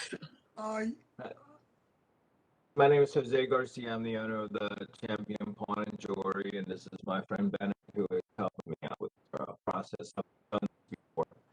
The 2 electronic signs are not. He's really broken up. Can you guys try again? Because it looks like we're losing you. Maybe if you don't mind, turn your video off, and it might help with the feed. Okay, how about now? Can you hear me now? Okay. I hear you clearly. Okay, thanks. So these 2 signs are not going to be in the windows. We brought some pictures and stuff that we're going to show you. What we're trying to do is clean up all the signs that we have in our windows. These 2 electronic signs are going to be outside, 1 on each side of the awning. And we have pictures here to show you. These are not going in the windows at all. And we submitted. So you can We submitted with our application before and after pictures of the proposed signage that we are requesting them. Yeah. All right. Let me, what I'm going to do is I'm going to hand you a presenter. So I'm going to see if you guys can share your screen. Okay, great.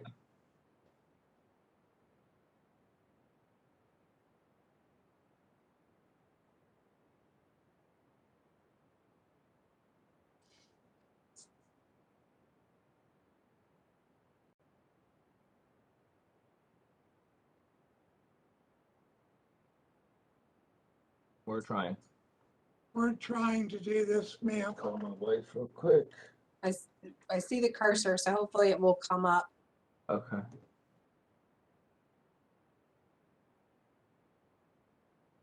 You see that? Not yet. You might have to turn your your camera back on, maybe. I don't Okay.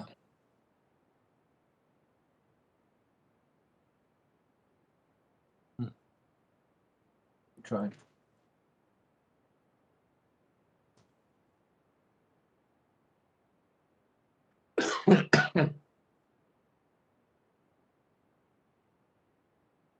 Okay, I'm turning the video back on Okay. and I'm trying to share this.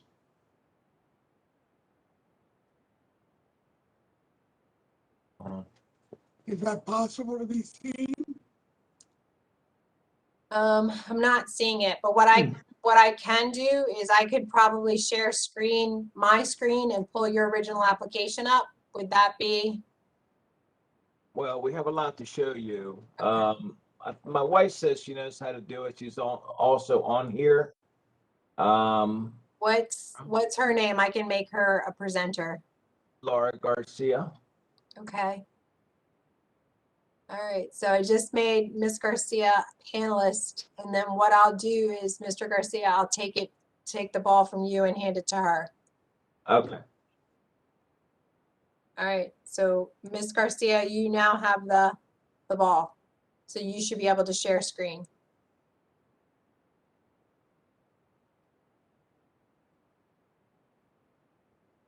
That's our cat and dog. That's not. He has nothing to do with it. Can you see it? Yes. Okay, can you see that? Yes. Okay, so this is the way our shop looks now. As you can see, we have the awning there in the middle. We have a lot of signs on the windows. Next to the awnings that's what we want to do, the 3x5 signs. And by doing that, we're going to get rid of all the signs in the windows and make it look very modern looking. It is a great business district, and we just want to make it a little better. Right now, I think I am allowed a 3x5, but our variance is for another 3x5 to have equal on both sides of the awning. I'm doing this through Triangle, which is an excellent company, and also Watchfire, which is the best screens you can possibly buy. I've got a lot of support from a lot of our customers. I have a lot of support from other businesses in the area, and I can show you that as well.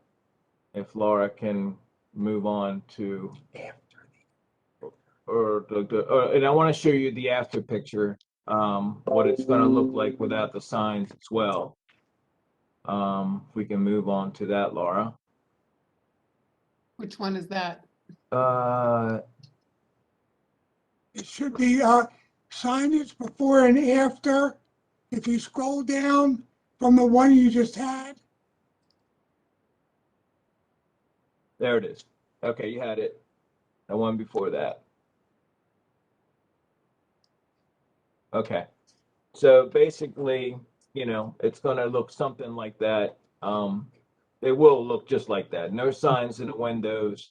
Where you see We Buy Gold and when you see confidential collateral loans, that would be the TV screens. They're only going to be sticking out no more than 2 feet, so we're in compliance with that. And so that's what it's going to look like. I know that a few representatives of the area have, I have letters from my landlord. I have letters from a representative in the area, all approval letters, and that's what we're trying to do. We're just trying to make our business a little nicer looking so we can attract more business to the area.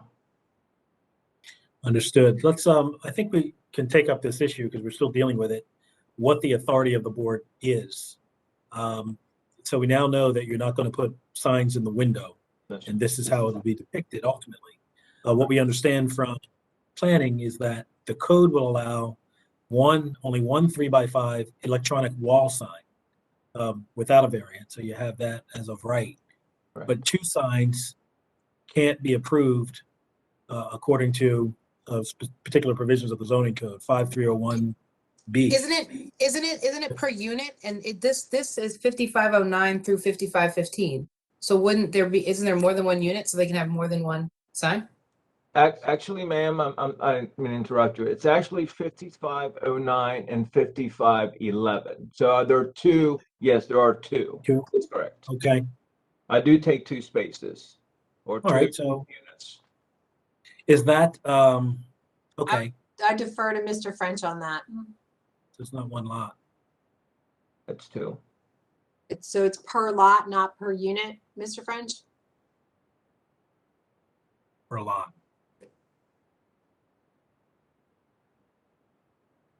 His response is per lot. So then they have these signs by right then.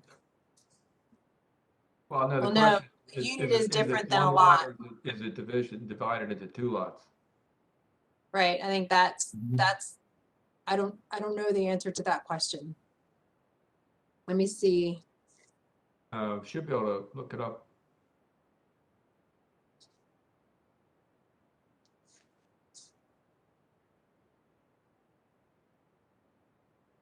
I think lot generally refers to block and lot, not unit, because you can have multiple units on one block and lot. These are 2 units in one long lot of a strip of retail businesses. Right. This is a strip shopping center. Right. Right. So it's one block and lot with multiple units, and it's a strip shopping center. Correct. And these are 2 units within that strip center. And again, we have overwhelming approval by a lot of people, and I'm willing to show you all the letters if you allow us, if you want to go that far.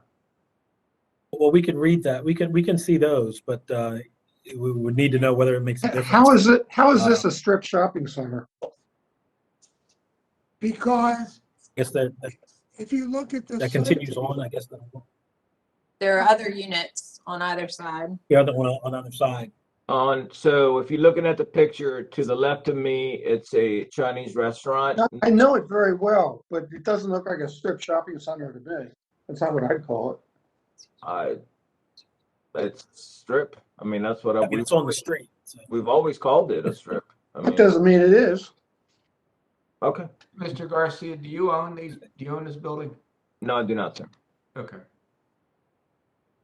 I do have a letter from the landlord stating that he is approving of this.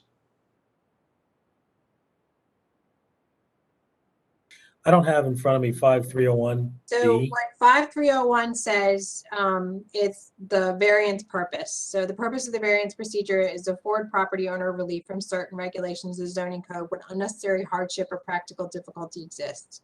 Application. The variance procedure applies only to changes in bulk and yard regulations and to changes in signage, parking, and loading requirements. It does not apply to changes in uses, the maximum quantity of signs, which is I think where we're stuck right here, because the maximum quantity is 1. Correct. Of signs, the location requirement of sign, or the type of sign allowed within a zoning district. So I think our issue is that it doesn't allow you to vary the maximum quantity of signs. It's 1 block and lot, and it allows 1 electronic sign per lot. So this would be the 1 electronic sign for the whole business grouping, if you were to allow the 1. Katie, can you pull up the city's lot map, block map? You'll be able to see if this is one lot. Yeah. Subdivided. Also have the. Is it 1 sign for this one business or 1 sign for the whole, all the businesses in a row? It depends, Sabrina, if it's 1 lot or not. Gotcha. So whoever gets the sign first just gets it first? Pretty much for this. I do know that there has been a sign amendment bill pending for over a year to make certain changes and corrections, which would address situations like this. it hasn't gone to planning commission yet or planning yet. And then it would have to go to, what do you call it? I know that Mayor Brandon has signed that bill. We have a copy of the article that appeared in the Baltimore Sun papers stating that Baltimore City is trying to go this route. Right, Yeah. but it's just, Right there.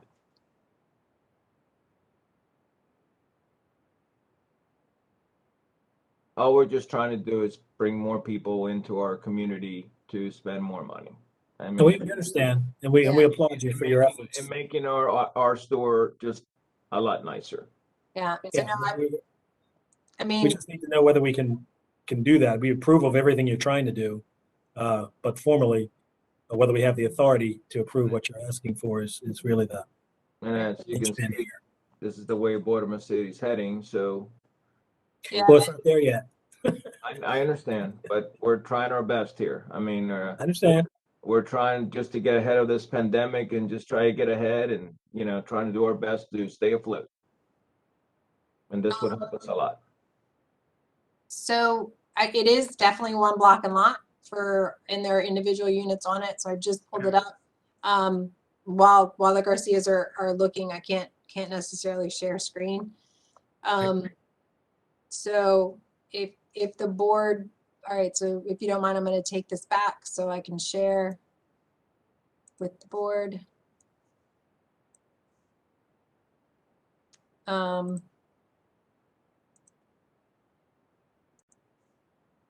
So you can see 5509 right here. It's all one block and lot.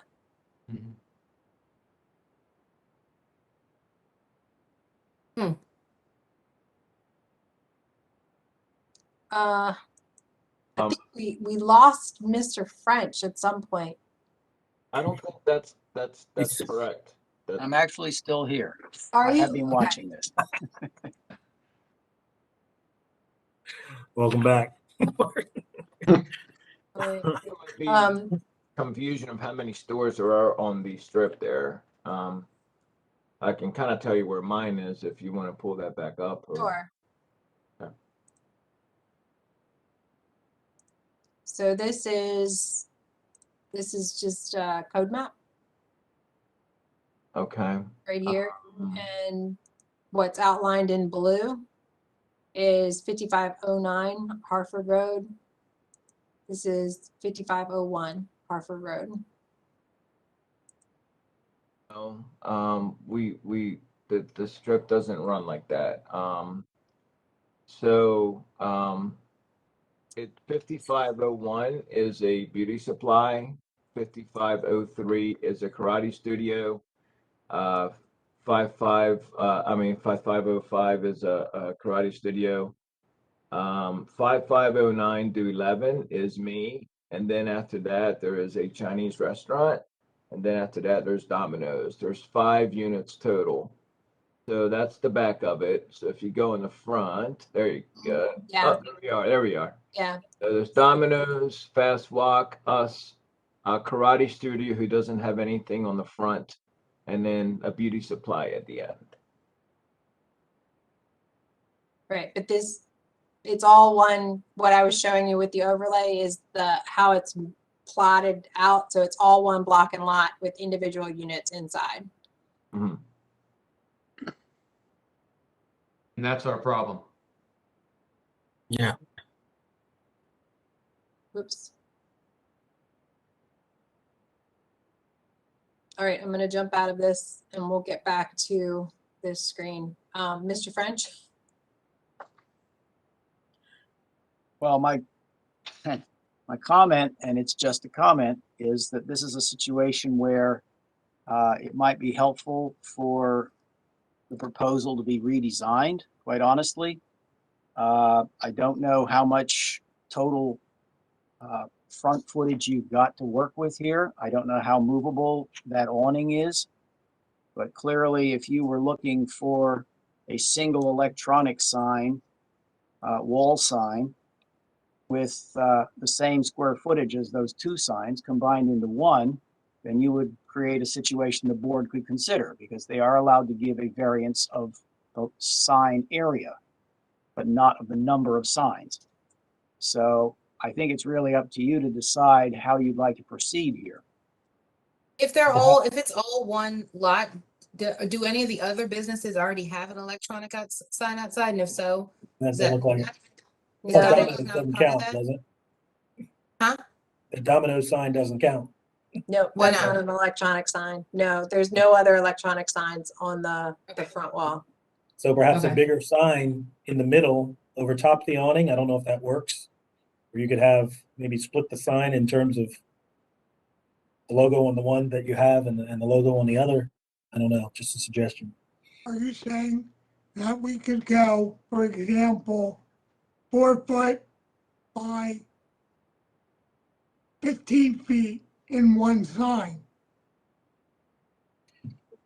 Apparently we have the ability to grant, I guess it's a variance in terms of the size of the sign. Yeah, area coverage, right, Mr. Area Finch? coverage, so we Yeah. could make it bigger. We just can't give you multiples. Right. So if you were to come up with a design that perhaps incorporated all that you want to say, or part of what you want to say, however it is, but it's got to be one sign. If Okay, you make well, it bigger, obviously you can put more on it. and when would you like that redesign submitted, sir? As soon as you're able, sir. Because what we could do is postpone this case today, so we don't have to rule on it as is, and give you an opportunity to do what it is you need to do. Okay, And then we can consider that new proposal. we can do that. And when would you like to postpone this to, sir? Well, you'll have to address the BMZA as to when we're available, when it can accommodate you again. And so Ms. Byrne may know that. Right, we have room on our 12/14 docket, but not before. And then if 12/14 doesn't work, we put you into the new year. We can do 12/14. All right, so we'll postpone you to 12/14. And I would recommend that you sit down with someone at planning with your redesign to make sure that it works. We will. I mean, so is there an amount of square footage that I am allowed to have, even if it's once? I mean, you're kind of making it open. I mean, am I allowed to have how many square footage, let's say? Let me give you an idea. We are able to give you a variance for an area of square footage for the sign. So you're not bound, that's something, the size of your sign is something that we can give you a variance for. But know that when you are designing this new sign, go as big as you want, but know that also the bigger you go, you might run into opposition from the community from a giant electronic sign, or from us saying that's too big. So there's not a number, but And be also, real with it. and also, Ms. Turner, Yeah.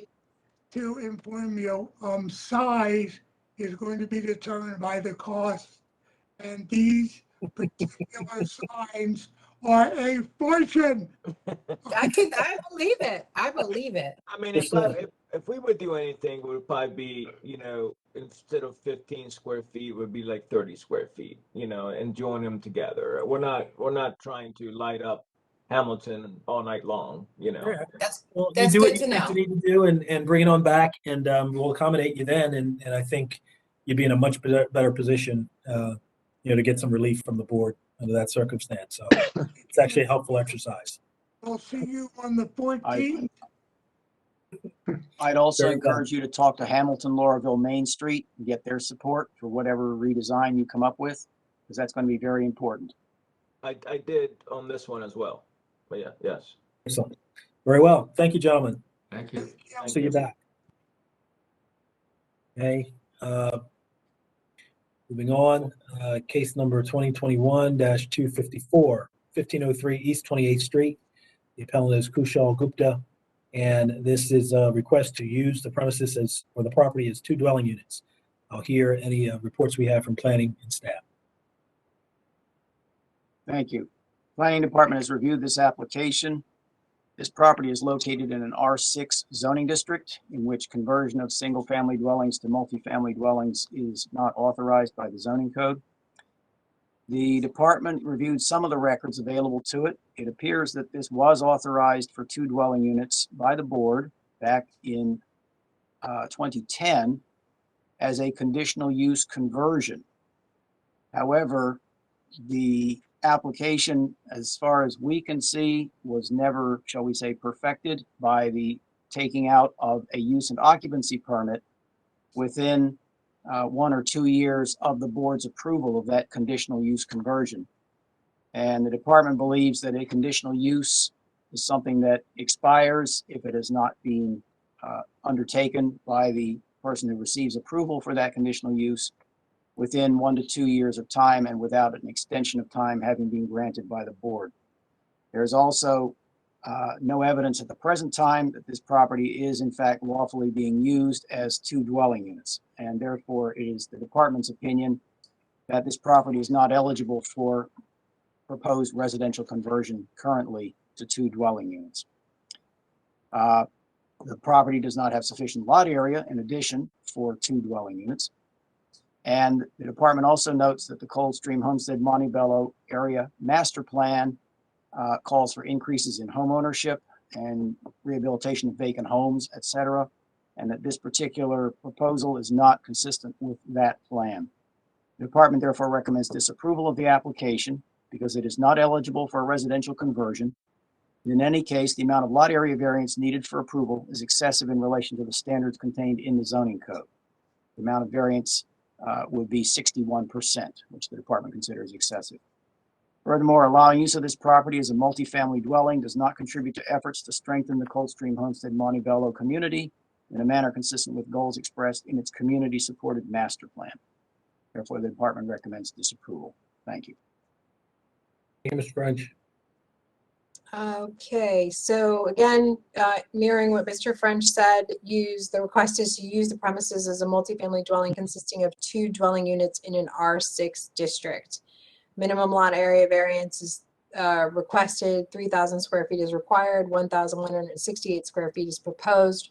So that means a square foot variance of 1,832 is requested. As Mr. French stated, there's records going back to 1969 that there was a possible 2 dwelling unit use, but between 2007 and 2010, the property was vacant.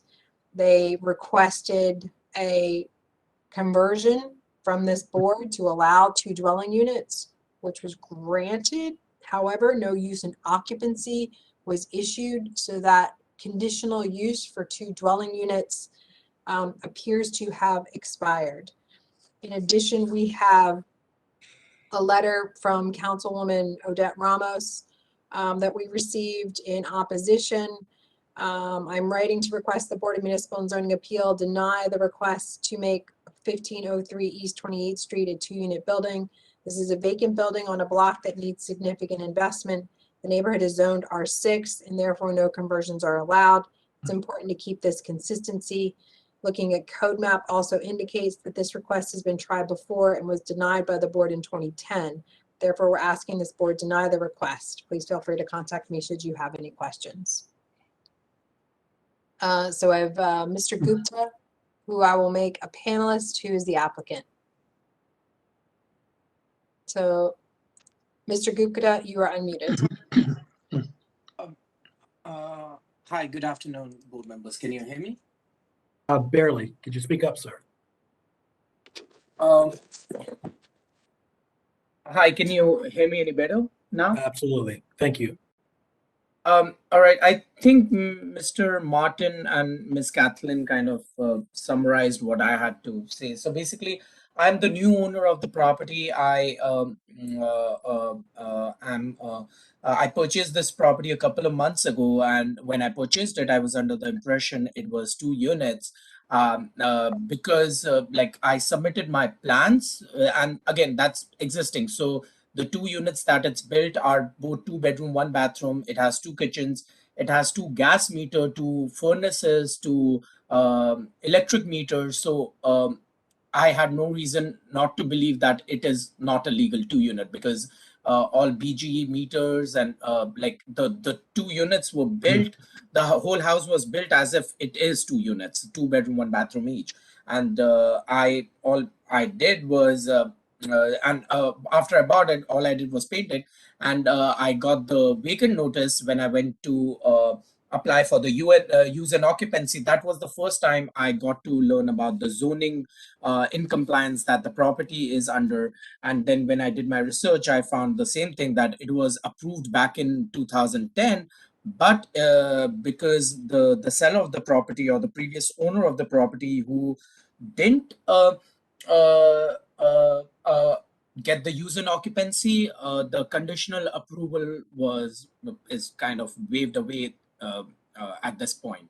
But my appeal to the board is very simple, that this property is in all sense and matter inside is 2 units. There's no way for me to convert it back to 1 unit, like all the ducting, all the AC, all the electric. There are 2 electric panels, there's the plumbing, the way everything is set, it's 2 units. And I didn't touch any of that. I didn't do any of that. That property has been like that for years.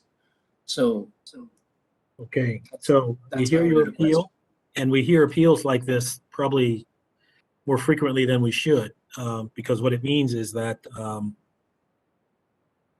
while it was authorized for 2 units, and as you said, the seller, I guess perhaps to you or the prior owner, didn't follow through and actually use it lawfully as 2 units. So that's the distinction. Apparently in Baltimore City, and we know because we've seen it, there are a number of properties that in form and effect are multi-family dwellings, but there are also a number of them that are not lawfully multi-family dwellings because they have not done it the proper way. And our records, demonstrate that, this unfortunately does not qualify as a legitimate or lawful multi-family dwelling use, because that potential use has gone away as a consequence of it not being formalized with a use and occupancy. So, I'm sympathetic to you. The only thing that we often suggest to folks is that when they're investors, before you purchase and put money into it, you go to the zoning office and check what the zoning says as to its lawful circumstance. So I'm not sure, well, I think I am sure that we don't have authority, and you can tell me, Ms. Byrne or Mr. French, if we haven't heard anything from the applicant that would, I guess, negate anything that our own research has demonstrated with regard to the history of this particular property. So I think we're constrained, Mr. Gupta, in granting. I understand your point, but I just have a simple question. So this property has been set up as 2 units, and like everything in the property, is set up as 2 units. There's 2 entrances. There's everything is 2 units. So at this point, if I'm not getting the zoning approval, my question is what are you guys suggesting, that I convert it back to a single unit? But then that's basically gutting the whole property, because there's nothing in the property that or I don't know what else can be done at this point. And I don't know what to tell you other than what I've said, which is the relief you're seeking from this body. It looks like we're not in a position to grant it to you. What you then do with the property, to protect your investment or otherwise, I think ultimately is up to you. But we are constrained by what the code authorizes the board to grant.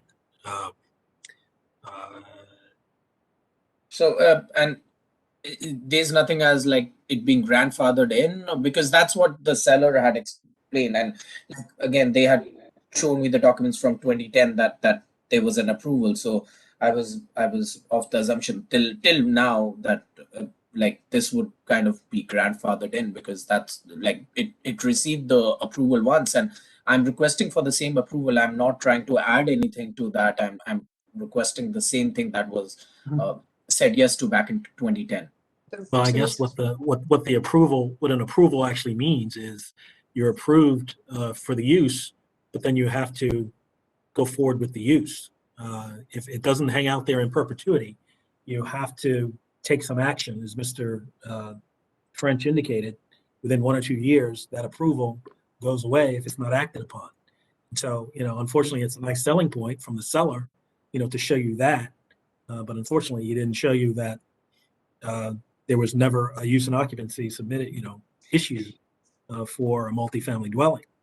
And that's why we suggest and encourage anyone purchasing property or seeking to invest that before you do that, you undertake your own research or have somebody do it on your behalf to check the zoning office to see what the zoning cards say.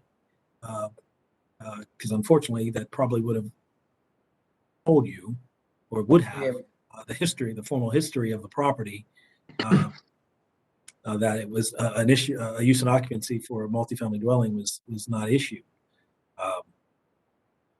Again, unfortunately, you're not the first, and you probably won't be the last to be in this situation, and it's a hardship. But given the current code, I think, and can correct me if I'm wrong, Ms. Byrne and Mr. French, that again, we do not have the authority, given the record of this property, to grant the request. I understand that, but just out of curiosity, was it again the same board that approved it in 2010, or like? I can tell you it wasn't, but it wouldn't matter because the board ruling is the board ruling. Whatever board granted it, a use and occupancy ultimately was an issue. Once we grant approvals, those approvals are for the property owners to then take action. We can't determine. We can't dictate. The only reason Sure. So, the only reason I pointed it out was that if there's any other like zoning thing that if someone else conditionally recommended it, and if I could go there to request the same. And again, my intention is to apply the use and occupancy and use it in that scenario. So just one other thing, sir, is that in 2017 the code changed. So it essentially made, if they had gotten that use and occupancy back in 2010, you would be fine. You would be grandfathered. You would continue to use it as 2 dwelling units. But they never got the use and occupancy. And then the code changed, which basically said in an R6 zone, you cannot have a new application for a 2 dwelling unit. So not only did the use expired, the code changed, which essentially made it impossible to get 2 dwelling units in an R6. In fact, I'd add another thing, and that is I believe the property was actually zoned R7 at the time that the board made its decision in 2010. And R6 is a much stricter zone than R7 when it comes to the issue of conversions. It just doesn't allow them.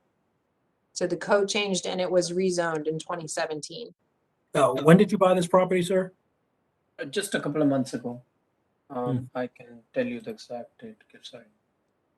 Yeah, well, I could suggest you have a conversation with your seller, but that ship may have sailed. But that information is available that ship has to him, clearly, him or her, and so that's unfortunately that's where we are. So yeah, I bought it in March. Yeah. Okay. All right, sir. Well, if there's nothing else, we'll move on to the next matter. But thank you for your presentation. At this point, I don't have anyone that you could possibly reach out to talk about what alternatives you might have or what may be available to you. But there may be some folks within the city that may have some suggestions for you. This particular relief that you're seeking from us, we're unable to grant. All right. Thank you. Thank you. All right. Are we now back to Albemarle? Yes. All right. Does anybody need a break, or are we going to move forward? Good. All right. I will call the case of 2021-196, 501 through 503 Albemarle. The appellant is J.R. Woolman, LLC, and this is a request to use the premises for a healthcare clinic. Again, I do understand that there is some substantial opposition here. We implore you not to be redundant in your expression of what that opposition is. We know that many people may feel the same way, so we don't need to hear each of you say that. And with that, I'll ask for any reports we have from planning and staff. Thank you. Planning Department has reviewed this application, noted that this property is in the C1 zoning district. It is also in the Chesapeake Bay critical area and the regulated floodplain. And in this particular situation, because the property is within the Chesapeake Bay critical area, the department notes that a healthcare clinic is not a prohibited use in that area. The building is also in the regulated floodplain, so all improvements or alterations which may ensue as a result of the board's decision must comply with minimum elevation above flood stage. That said, the department recommends, in addition, that approval of this application be subject to the condition that all improvements or alterations are completed or installed in accordance with plans to be approved by the Department of Planning as meeting critical area and floodplain requirements. Thank you. Thank you, Mr. French. All right. Again, this is a conditional use for a healthcare clinic. We have planning recommending support. We have a support letter from Councilman Cohen, which was also included in your packet. The board received a large packet on this. I think, probably close to 100 pages. We have multiple letters in opposition from neighbors, business owners, landlords, Little Italy Business Association, Little Italy Community Organization, multiple signed petitions opposing the use. Let's see. In addition, there were issues that are raised from the opposition that allege the proffered use is inaccurate, that it will be used as a Suboxone clinic, that the building is not ADA compliant, that the use as a healthcare clinic will be detrimental to the residential character of the neighborhood, impact businesses. The need is addressed by other nearby businesses that is likely to increase drug use and crime. We've received letters of support as well.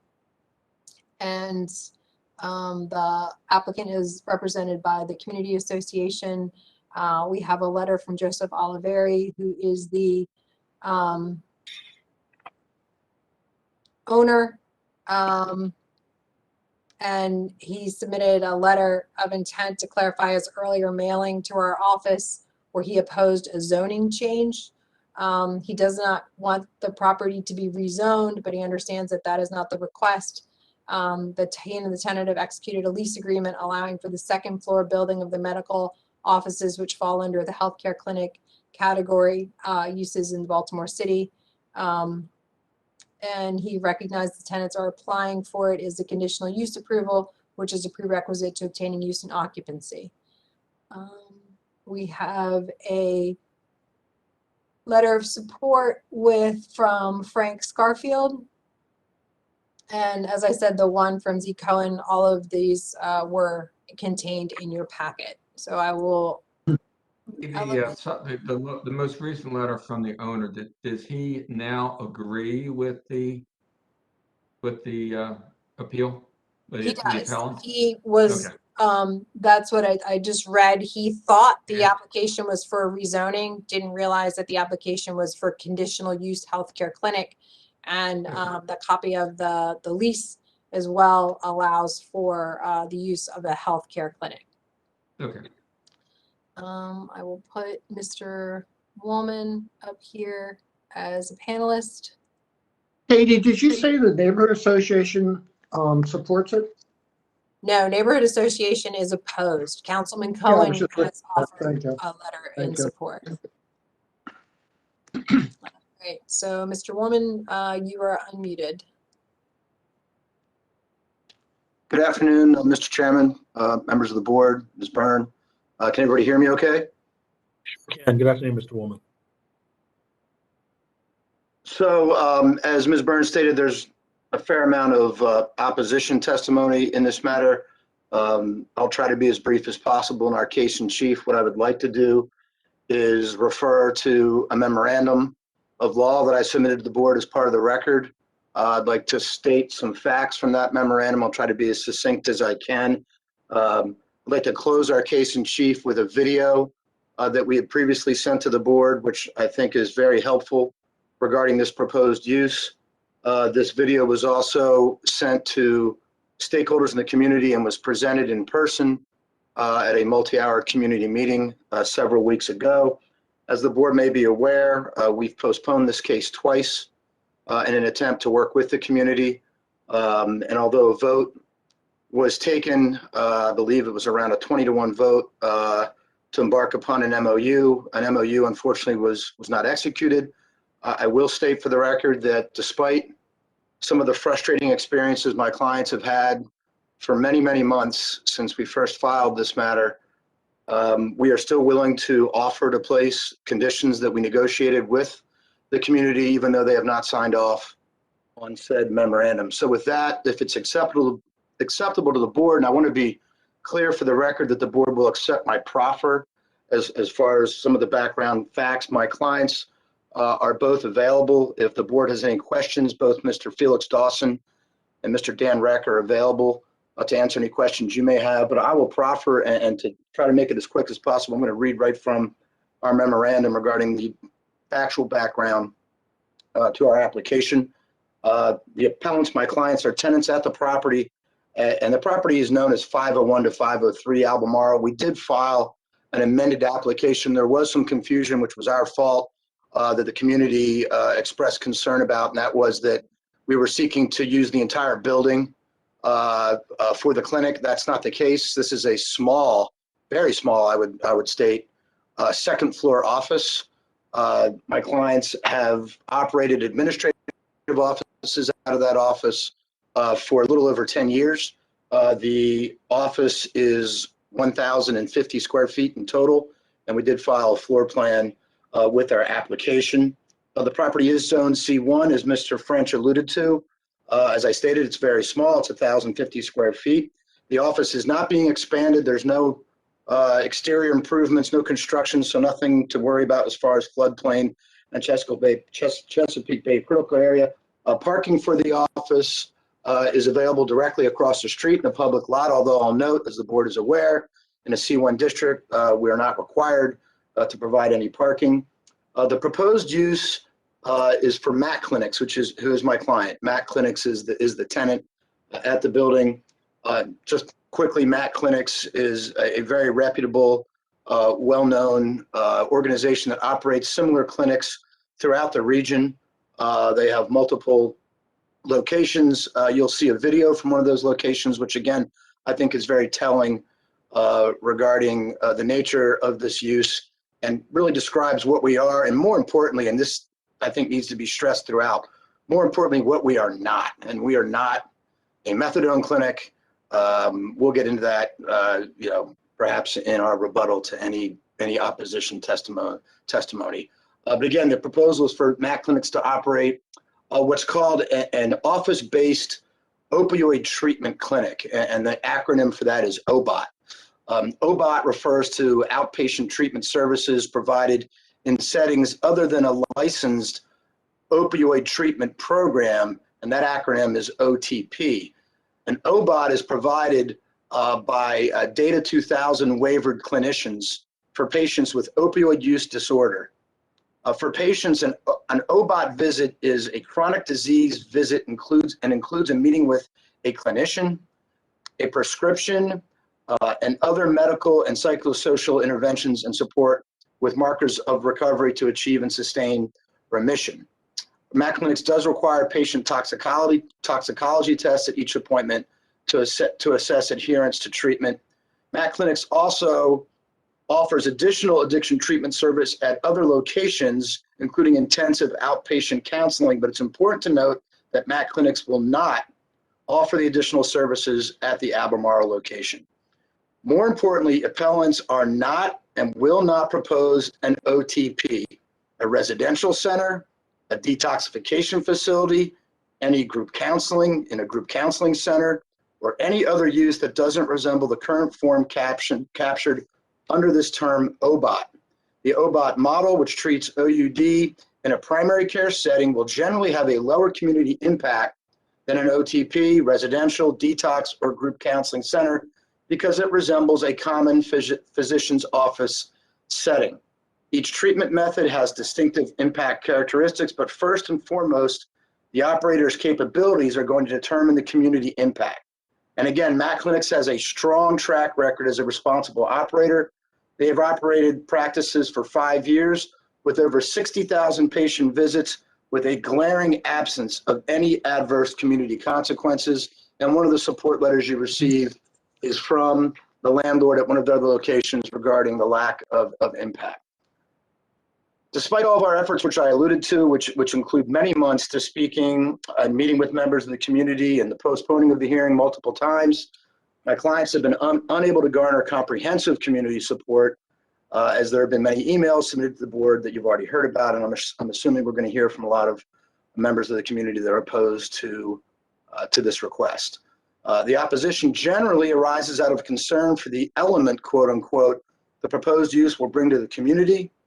While my clients vehemently deny any adverse effects will result from their operation, they do aver that any adverse effects which are presumed under the law for conditional uses will not be above and beyond those inherently associated with a healthcare clinic, irrespective of its location in the neighborhood. And with that, I'd like, and I believe Ms. Byrne had already tested this. We did a dry run to make sure we didn't have any technical difficulties. We have a video from one of our locations. I believe this is our Annapolis location. And one very important thing to point out regarding the video is there are 2 healthcare providers at the Annapolis location because it is a larger facility. Given the small size of the Albemarle location, we will only have 1 provider. So what you're going to see is a time-lapse video taken on a random day to depict a typical day in terms of the amount of patients and the impact on the surrounding area. You're going to see it is negligible at best, but more importantly, what you're going to see is a facility that is frankly treating twice as many patients as what we're proposing. So with that, I'll ask Ms. Byrne to share her screen so that you can observe the video. And again, my clients are available if you have any questions. Thank you. All right, can everyone see it? Yeah. All right, so just push play. You'll see the time in the left, it will come up. And then in the lower right-hand corner is important. You'll see a simultaneous view of inside our office, which looks like a doctor's office because that's what it is.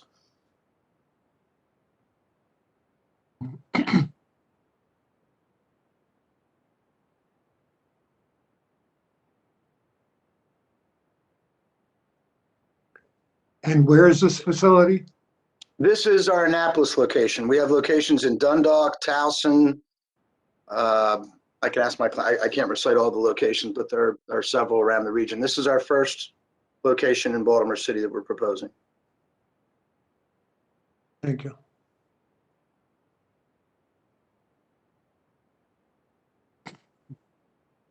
Mr. Woolman, what period of time does this video cover? I believe it's a total of, I want to say I think it started around 3 p.m. and or maybe a little bit earlier.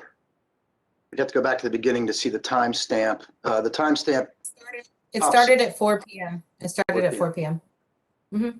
So this appears to be there's 6:45. So 3 hours. Yeah, it looks like 3 hours. I think the video speaks volumes to the nature of our practice. I've said all along, as I've spoken to many, many people in the city about this matter, that in our mind, this is much to do about nothing, but we certainly understand the stigma that can be attached to a quote unquote drug treatment facility, a methadone clinic, et cetera. We certainly understand and respect the community's concerns. I think we've gone a long, long way to try to address those concerns. Unfortunately, there's been a great deal of misinformation spread about this proposal, including that it's going to be a methadone clinic, et cetera. It's just not the case. The video shows exactly the type of facility that will be operating out of this very small office on the 2nd floor. And then I'll quickly recite for you, I submitted a document to the board in advance regarding the conditions that we're willing to place on the operation, which I believe more than sufficiently address the community's concerns, and these were in direct response to requests from the community. It's very unfortunate. 2 Fridays ago, I was getting ready to get on a call with Mr. Al Berry, who I know the board knows. Mr. Berry was retained by members of the community to help consult with me on a memorandum of understanding. We had gotten to the 1 yard line, at least we thought. And unfortunately, in the 11th hour, we were told that there would not be an MOU. All of that being said, we're still willing to agree to conditions to any approval the board deems to grant us. And they are 4. I'll recite them now. Clients or patients are seen through appointments only and are limited to 4 per hour.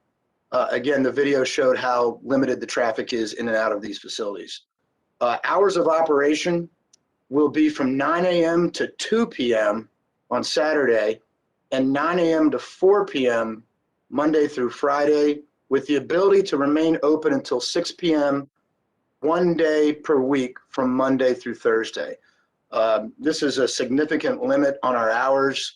It's something that my clients struggled with, frankly, but in order to try to appease the community, they're willing to do this. The third condition is the use is to be limited to a specific type of prescription drugs only, the type of practice that I described earlier. And this is important. There will be no dispensing of medication at this facility. By way of explanation, and we've explained this to the community ad nauseum, patients come in, they have a visit with the healthcare provider and are counseled. They receive an electronic prescription. There are no prescription pads anywhere on the premises. The electronic prescription is sent to the patient's pharmacy of choice, and typically that pharmacy is close to where the patient lives. So they are literally there for 15 minutes and they leave. There's nothing else going on. There's no reason to hang outside and loiter. Again, the video, I think, speaks volumes as to the amount of traffic, or more importantly, the lack thereof in this practice. And then finally, the fourth condition we're agreeing to is that no use requiring a state license will be allowed at this location, which means you will not be able to have a methadone clinic or a clinic where medication is being dispensed, et cetera. So those are the conditions we're still willing to place upon ourselves, despite our frustrating experiences trying to get something worked out. With that, I'll submit at this time. I'd obviously like to reserve any legal argument in rebuttal to testimony from opposition. Very well. Are there any questions for Mr. Woolman from the board present? No. Okay. All right. Okay. We'll turn it over to the opposition. Mr. Woolman, I'm going to go ahead and just mute you, but you'll stay as a panelist. Thank you. Okay, we have about 22 people still on the line. So I think Ms. Blatterman, I see. I'll start with you. I'll go ahead and unmute you, ma'am. And then I'm just going to work since this is the last thing on the docket, we're just going to work through the list, but I'll start with Ms. Blatterman. Would you be kind enough, please, to start with Mr. DeChico? Mr. DeChico? Okay, Yes, sure. please, I appreciate it. Thank you. All right, so we'll find Mr. DeChico.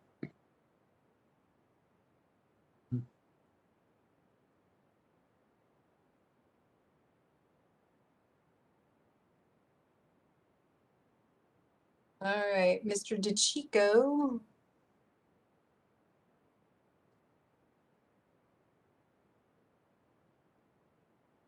If you would not mind raising your hand, sir, I don't see you here unless you're a call-in user.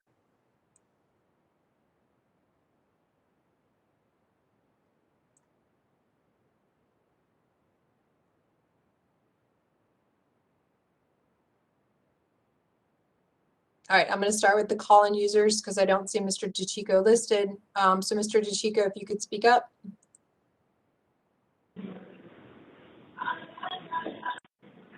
All right, next call-in user, Mr. DeChico. All right, last call-in user, Mr. DeChico. No. No. All right. All right, I'll start then with Mr. Dan Sutherland Weiser. Mr. Weiser? I am here. Can you hear me? Yes. Okay. I also have some formal remarks and a short PowerPoint. So hopefully that will work. And you'll same patience that you've afforded other people who've struggled with the technology today too. All right, well then what I'm going to do is I'm going to elevate you to a panelist in order for you to use your PowerPoint. All right. All right, but you should be able to turn your camera on if you wish, and you should be able to speak. And let me know when you want to start the PowerPoint. Okay. You can hear me. I'd like to start my camera. Let me do that. Start video.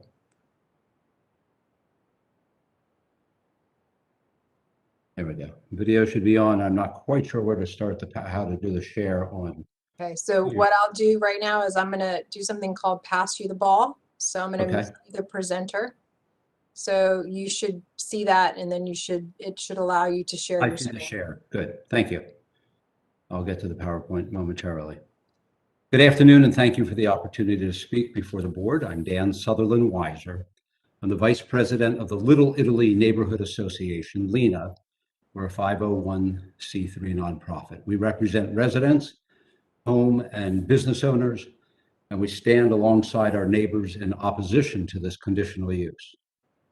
I'd like you to consider the use from 2 points of view, from Matt Clinics and the Little Italy neighborhood. I'd like to discuss whether the conditional use is negative or bad, neutral, or a good or positive use. Matt Clinics chose Little Italy because it is a positive for their organization. The organization already leases property in Little Italy where they do administrative work for several businesses which they own and operate. It's pretty convenient for them. Their office is above a dentist office where Matt Clinics believe it can get a conditional use for the Suboxone clinic.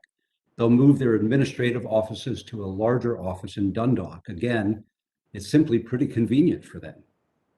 If Matt Clinics did not already lease an office in Little Italy, it would not have chosen this location. It would have gone elsewhere.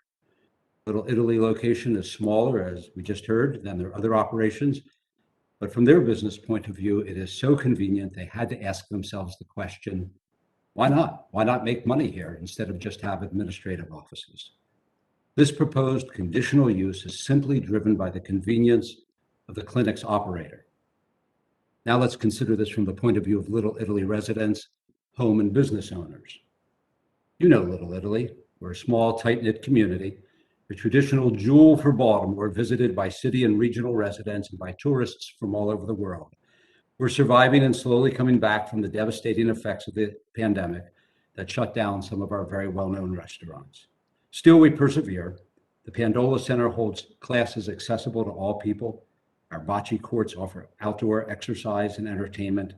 And St. Leo's provides spiritual counseling and hosts Narcotics Anonymous for those suffering from addiction and supports the Helping Up mission, which provides hope to the addicted, the homeless, and for those living in poverty. We are providing for others as we are pulling ourselves up. There's a lot of positive momentum in Little Italy. We're an active community with well-established homes, even centennial homes. We have restaurants that have been around for decades and a few new ones popping up, from Ovenbird, Saturday Morning Cafe, and RMYKS, known as Remix. Our affordable houses provide an accessible path to home ownership for people of different backgrounds, right on the edge of high-end and exclusive Harbor East. The addition of a Suboxone clinic puts all of this at risk. One of our neighbors, and I'd like to share the PowerPoint now, hopefully this will work. Can you see the PowerPoint? There we go. One of our resourceful neighbors, Joe Fowler, has mapped the past 36 months of Baltimore City crime data with the locations of drug clinics in Baltimore City. On the citywide map, blue squares represent Suboxone-only clinics, red are Suboxone and methadone clinics, and pink shows methadone-only clinics. The blotches represent crime, with the darker reddish colors showing more crime. To be clear, Joe did not use all crimes in these maps, only ones that were related to the presence of clinics. Robberies, assaults, aggravated assaults. He did not include arsons, auto theft, or rapes. Here's a closer look at Little Italy and the surrounding neighborhood, showing many fewer of these types of crime. While statistics can sometimes be read in different ways, the results are clear and they're not surprising. There is a direct relationship between the locations of some clinics and the amount of crime that appears only associated with the clinics, even with Suboxone-only clinics. You can have the best, hopefully I can get out of the PowerPoint here now, but we'll see. Hopefully, let's see. Well, you can have the best Suboxone clinic in the world with restricted hours, no drugs on site, and completely digitized. But still, it can attract bad actors. I've talked with city law enforcement, city prosecutors, and city pharmacists, and they all agree patients are targeted on their way into and out of clinics and after they pick up their prescriptions at pharmacies. It will be especially easy to target patients at this location since there will only be one entrance. Unlike the other MAT clinic that we just saw in the video, which are sometimes in larger buildings and house several different businesses, there will be one entrance in and one entrance out, and people will be able to easily be targeted. For the operators of MAT clinics, this clinic is a positive. It is born out of one idea, convenience.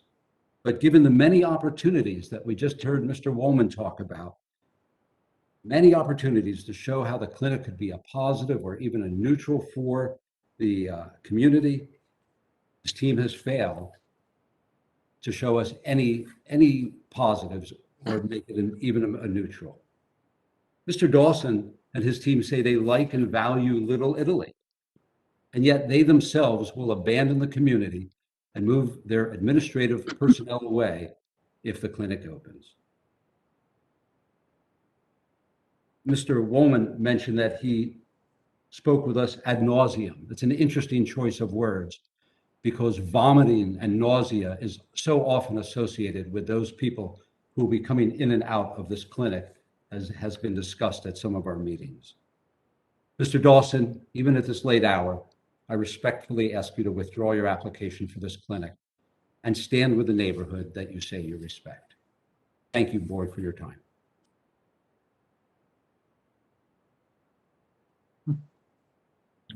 I didn't understand your point about targeting clients. Oh, bad actors, those who may want to sell to the opioid users, will target those users as they come in and out of clinics. I've talked to Mr. Dawson about it, and he certainly did not deny that, as sometimes this will happen, because the Suboxone will dampen the effects of the drugs that bad actors want to sell to the patients. And so they often, the users will often, or the patients will often buy from these bad actors. Now, knowing... Go ahead. Mr. Woolman mentioned that there'll be no drugs on site, I believe. He did mention that. That's correct. Nothing's dispensed there, only prescriptions. Yeah. I'm sorry. Yeah, nothing will be dispensed there, only prescriptions, typically at the patient's local pharmacy. That's correct. Somebody, a patient who may be going to MAT clinics for a lifetime worth of Suboxone, going in and out once a month, but going for many, many years, are often targeted by bad actors who want to sell them more opioids. These people are addicts and they're vulnerable. And so that's why they are targeted. They're easy targets. And I got that information, nothing I made up, but that's something that, talking to city law enforcement, I've talked to city prosecutors, and I've talked to pharmacists who all agree that that is the case often. Okay. So you're suggesting that these bad actors, as you mentioned, or as you suggest, are going to come to the site to sell drugs to the clients? Absolutely. Okay. I think, I don't, I think it would be hard for somebody being very honest to deny that that would be the case.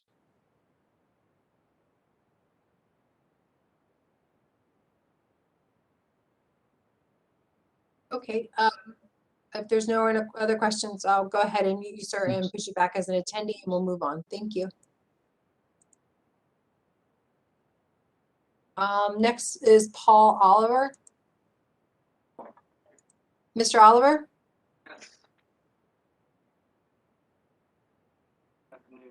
I'm sorry, could you speak up? Good afternoon. Still can't hear him, barely.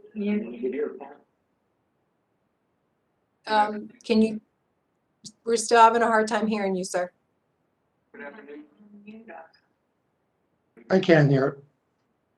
No, do you, if you, let me see, I'm gonna move you to panelist, maybe that'll help. Can you make? All right. Now? Okay, no. No, it's still bad. Hello. Paul Oliver. Can you hear off of this computer? Yes. Yes. You're over here, Paul. 1 second.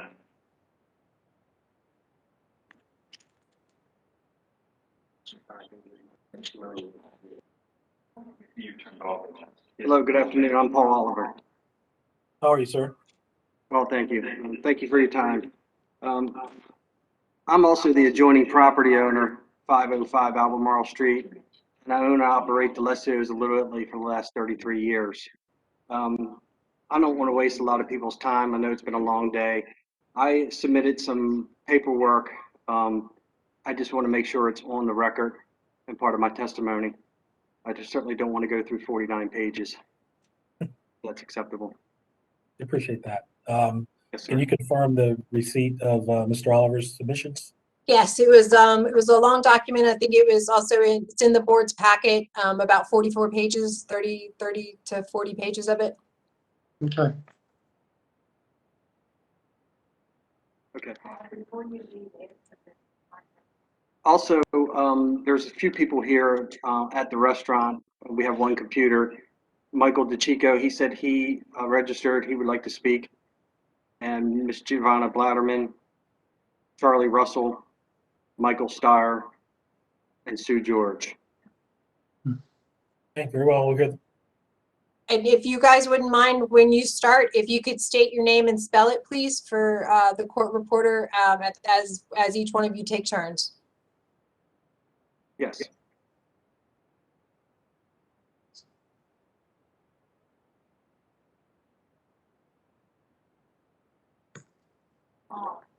Jay, you're next.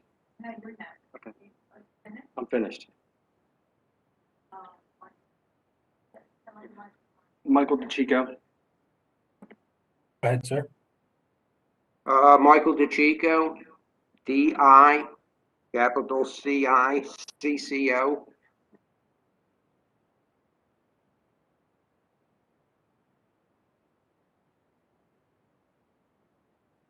Go ahead, Mr. DeChico. Mine is mostly on the application, how sloppy it was, and good possibility that some of it is, if not all of it, is illegal.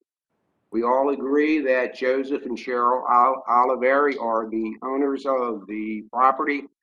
Mr. Woolman is the applicant, but who is he the applicant for? He listed his name as J.R. Woolman LLC.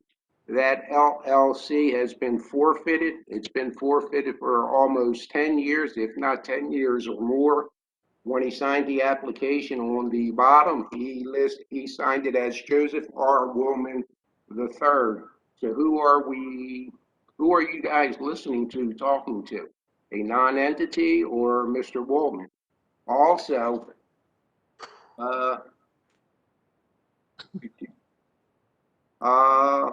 the applicant, whoever the applicant is, plans on using the second floor for the Suboxone clinic.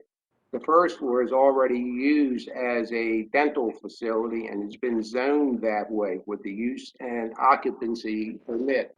The second floor has never had a use and occupancy permit. The second floor is not ADA compliant, which the state says it must be for a MAC clinic to be able to operate. The big part of this is, and this is why I'm questioning who the applicant is, the second floor is already being used by Wilkes Lane Capital, LLC. Can this second floor share Wilkes Lane Capital with a MAC clinic? The state answer was no, because the DEA, with all the records that would be stored in that building, would be available for somebody else to take a peek at. Is Wilkes Lane Capital the applicant? They are planning to share. In other words, Wilkes Lane Capital is the tenant. They plan on sharing that second floor with Matt Clinic. That is not acceptable under state law. The owner of the property denies, Mr. Oliveri, denies that he even knows who Woolman is. Now, they do have an amendment to their lease saying that the tenant, Wilkes Lane Capital, can share the second floor. But who is running or who's applying for this zoning change or use and occupancy change? Wilkes Lane Capital, the Oliveri, Mr. Woolman? How can you guys even make a decision one way or the other? Also with Mr. Woolman, as he's listed himself as an LLC, as the applicant, if he is an attorney in the state of Maryland by the Maryland Bar Association, an attorney cannot be an LLC. Who are these people? Mac Clinic is a generic name. They're all over the country. The owner, the tenant who signed the lease, Wilkes Lane Capital, is the person in that facility. Should they have been listed as the owner, as a tenant, as the person applying for this? Does the board know what the heck is going on? Who's applying for any of this? Also on the application with Mr. Woolman, he lists his phone number and Joseph Oliveri's phone number as the same. I can understand kind of, sort of, why he does that, so it all goes into one person. But that phone number has been disconnected. There was no way to contact until just recently when we found out that there was a different phone number for it. The application was filled saying him and Woolman and the Oliveris share the same phone, which is, impossible. They also use the an email address as the same, going back to Mr. Woolman. Okay, and then also on the application for review, it says the use of the building, the existing use of the building is a dentist's office. The proposed use of the building is a healthcare clinic. Now, once again, there is existing use and occupancy for a dental clinic on the first floor. Everything in the computer system matches that. There's never been any records for the use of the second floor. Are they saying they plan on changing the use from the dental office to a healthcare clinic? And then the owner of the man who has the lease for the dental office, is he in any kind of jeopardy? The biggest thing is Wilkes Lane Capital applying for this? Is Matt Clinic applying for this? Are the Oliveris applying for this? Or should this thing be thrown out right now?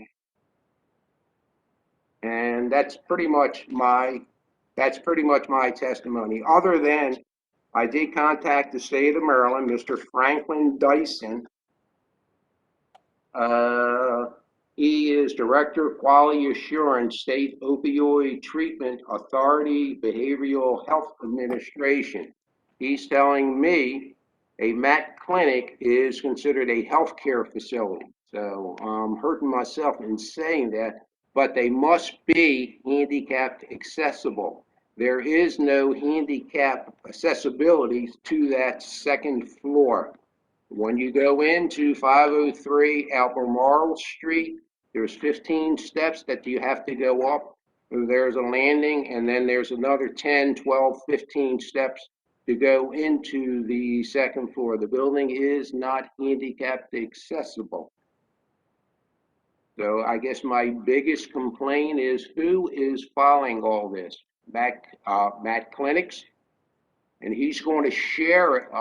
Okay, Wilkes Capital is going to share that second floor with Mac Clinics and Mac Clinics practitioners. Any questions? Yes, sir. Thank you.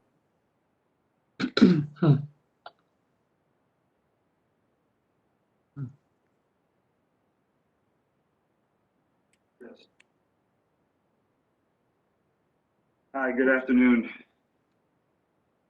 Afternoon. So, Your name, sir? My name's Charles Russell.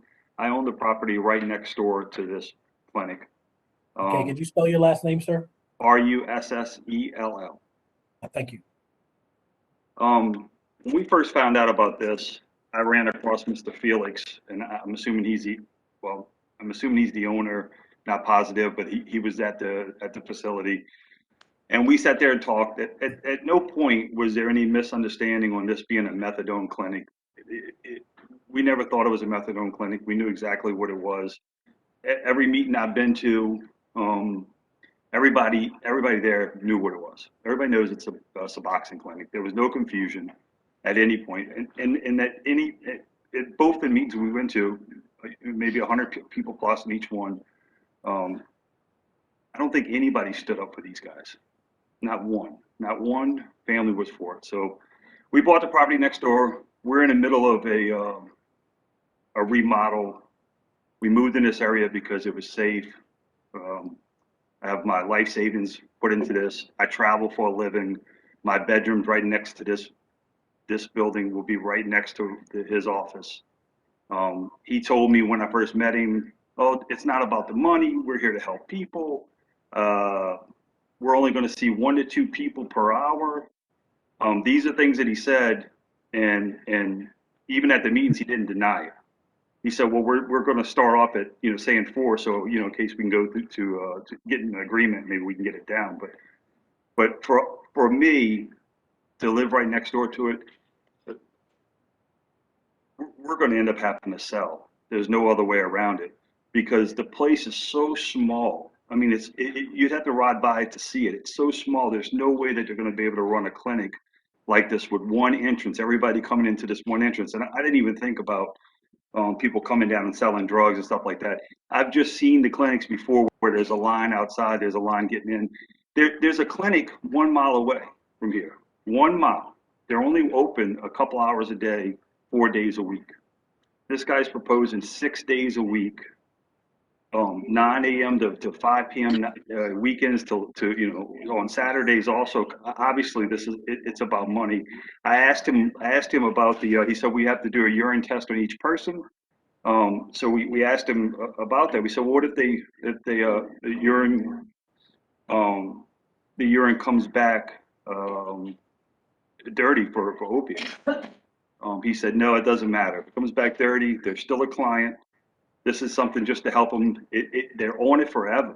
It's endless. This is just another drug for them to take. He said that the only way that they would release him as a client is if the urine comes back with no Suboxone in it. So if no Suboxone's in the urine, it means that they're selling their prescriptions.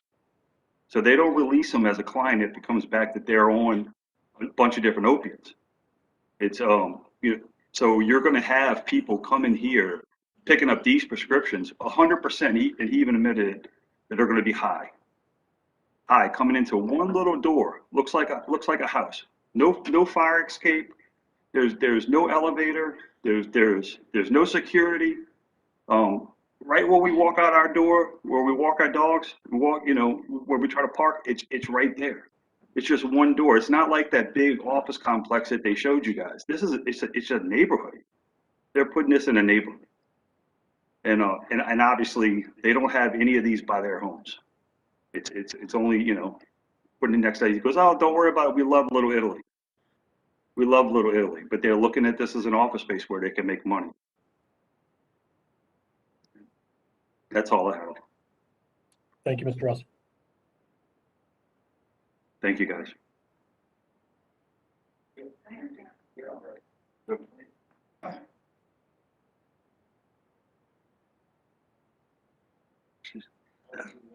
Hello, I'm Michael Steyer, S-T-Y-E-R. I submitted a letter last week which really had my objections in it, so you should have my letter. I'm a new resident, just 1 year to this neighborhood.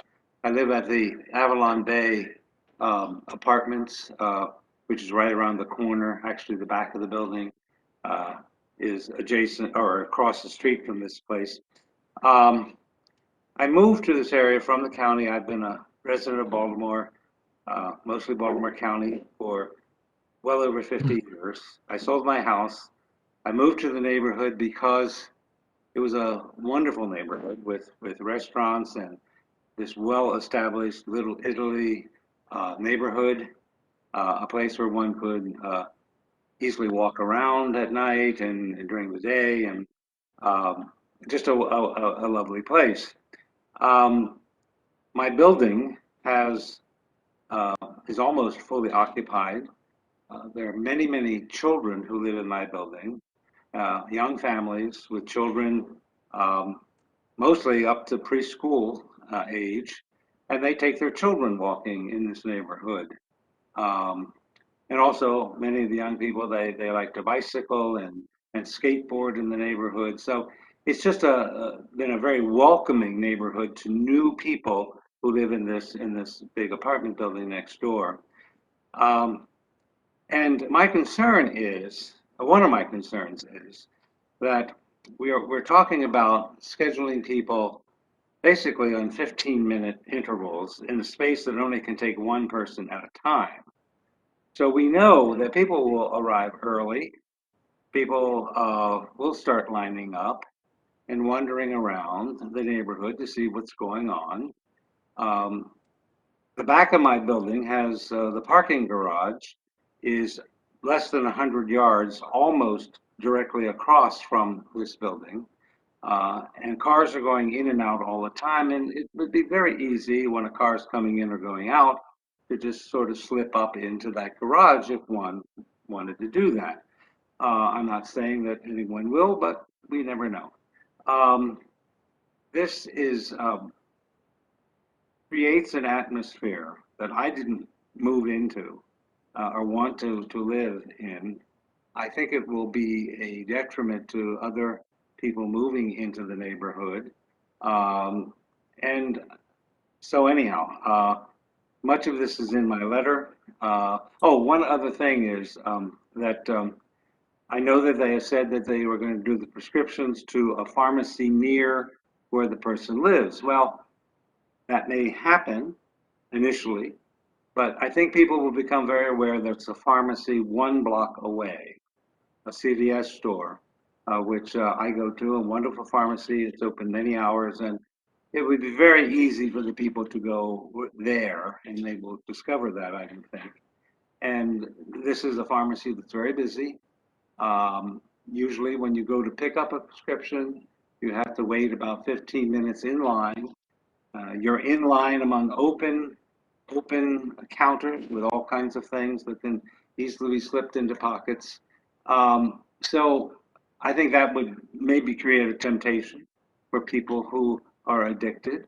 I can't say that will happen, but I'm just saying that's just another possible danger. And I know that this organization has had other places, but they have never done this in a residential, a solid established residential area. And they keep saying they're experimenting. Well, we don't think we want them to experiment in our neighborhood. Thank you. Thank you, sir.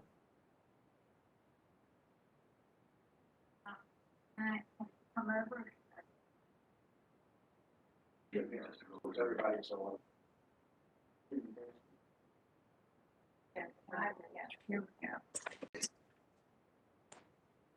Hi, Hello. good evening. I'm Evening. sorry that it's evening. I apologize. It's all right. Name, ma'am? My name is Giovanna Blatterman, Giovanna. Blatterman is Blattermann.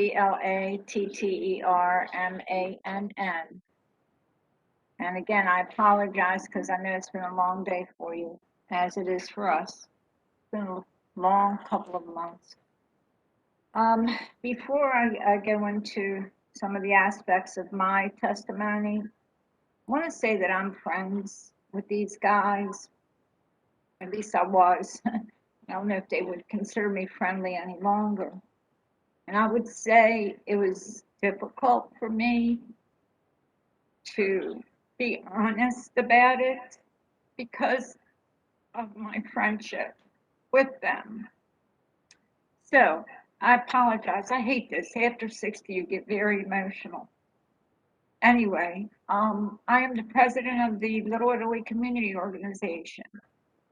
And I just want to go over a few points. Also, I want to be able to cross-examine Mr. Woolman too at the end, as he wants to either cross-examine or ask questions or debate things that we're saying.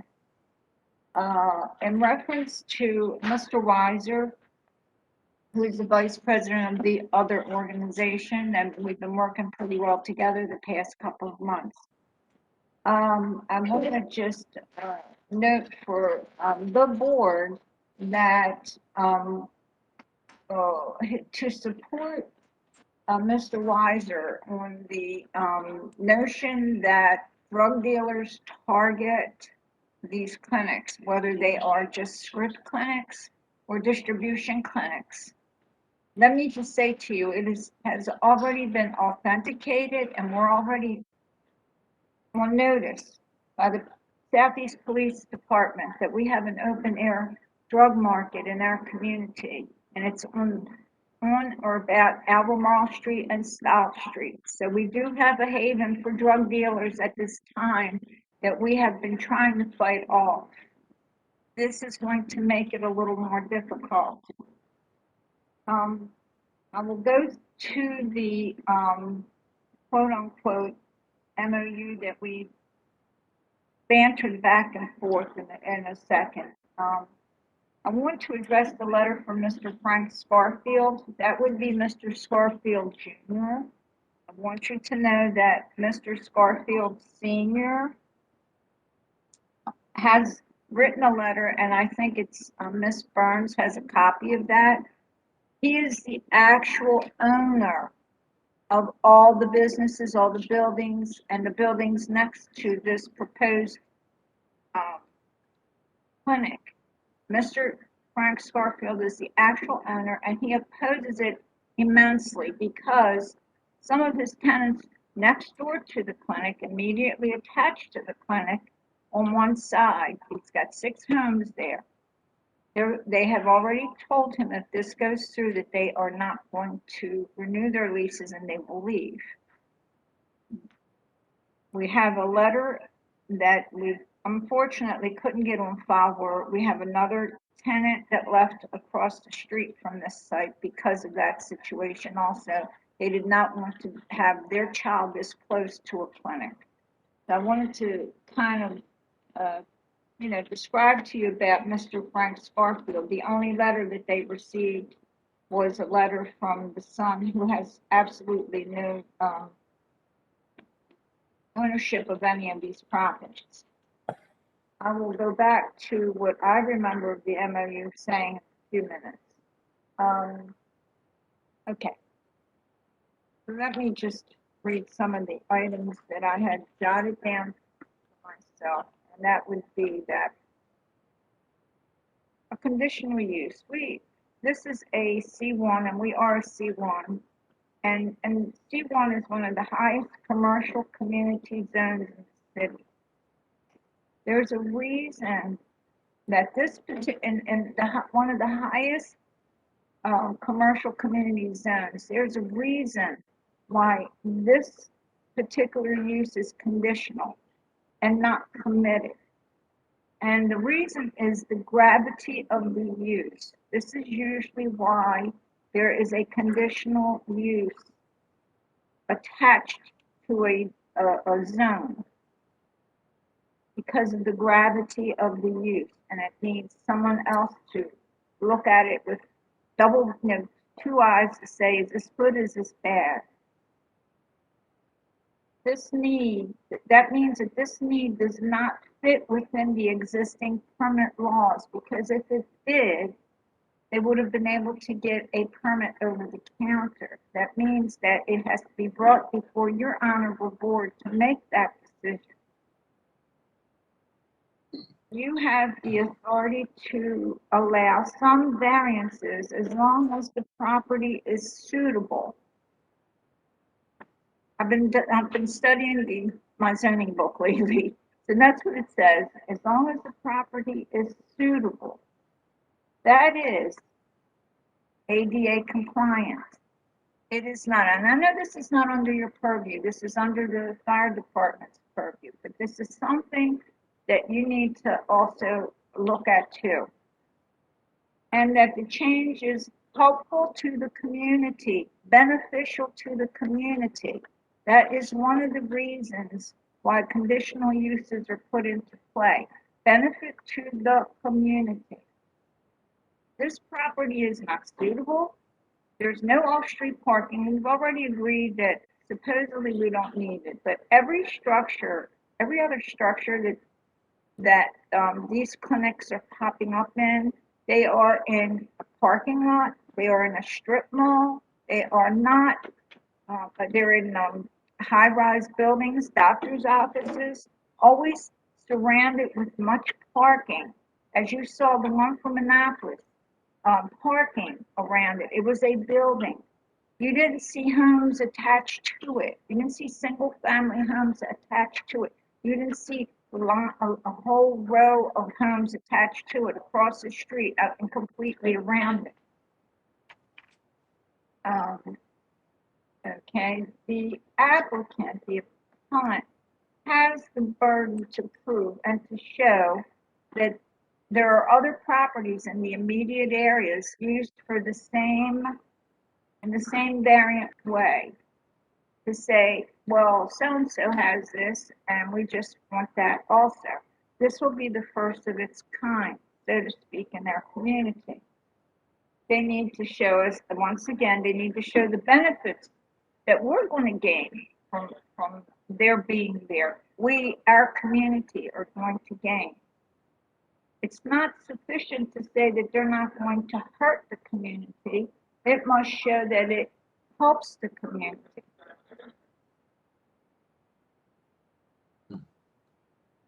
Okay, whether the land use is permitted or conditional, it does affect the future value of the land, both the land in question and the land surrounding it. It does affect the value of our property. Some of us have been here many, many years, and this is our whole life, and this is all we have left in order for us to have a little nest egg at the end. So it will affect either a bad way or a good way. Good way maybe for them because they will have a lot of money coming in. Conditional request must be made by the owner, not the renter. They are tenants. They don't own the building. And the board is to decide. The board's decision is not that, as we were told at the meeting, this is a permitted use with conditions. This is, the board decides whether they approve, if they approve this. It's not already set in steel that it is already permitted. It isn't, because this is why we're in front of you. It's not that it's permitted and just we got to add conditions to it. You are the decision maker as to whether or not you want it to happen. It's not a when they approve it, we're going to have conditions. It's if they approve it. You have the right in your hands to disapprove this. Conditional use is not a property right. It is a community right exercised through your board. It's a community right. The zoning laws were not made, the conditional use in the zoning laws were not constructed to help the appellant. They are constructed for the purposes of the community. And I'm sure you know that, so I don't have to go over it again. The other, I'd like to just now stop reading my reading points and just go through some of the experiences in the past few weeks with the meetings. We had a meeting where one of the appellants, the owners of the office, has said that this was just an experiment, and he wanted to see, they want to see if it would work. They're not even going to make money. That was said to over 160 people. It's an experiment. And at one point, aside from being an experiment, we were also told that they couldn't understand our force and our reasoning and why we didn't want this in the community. And one of the comments that was made is that, well, this is not really a pristine neighborhood, so we just want an experiment. I think that is so disrespectful to you, to us, okay, that in order to see how much they can make in a Baltimore City clinic, or how far they can go in a Baltimore City clinic, that they were willing to experiment right next to someone's home, a single family dwellings all up and down the street.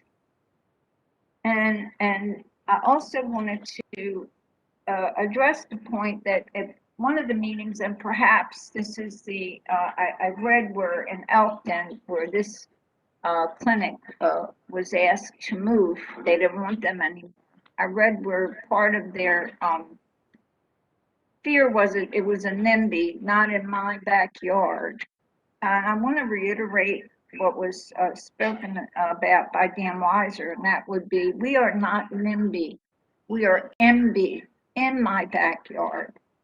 We have presently 3 or 4 programs in our community that exist long before any of these clinics were a gleam in somebody's eye.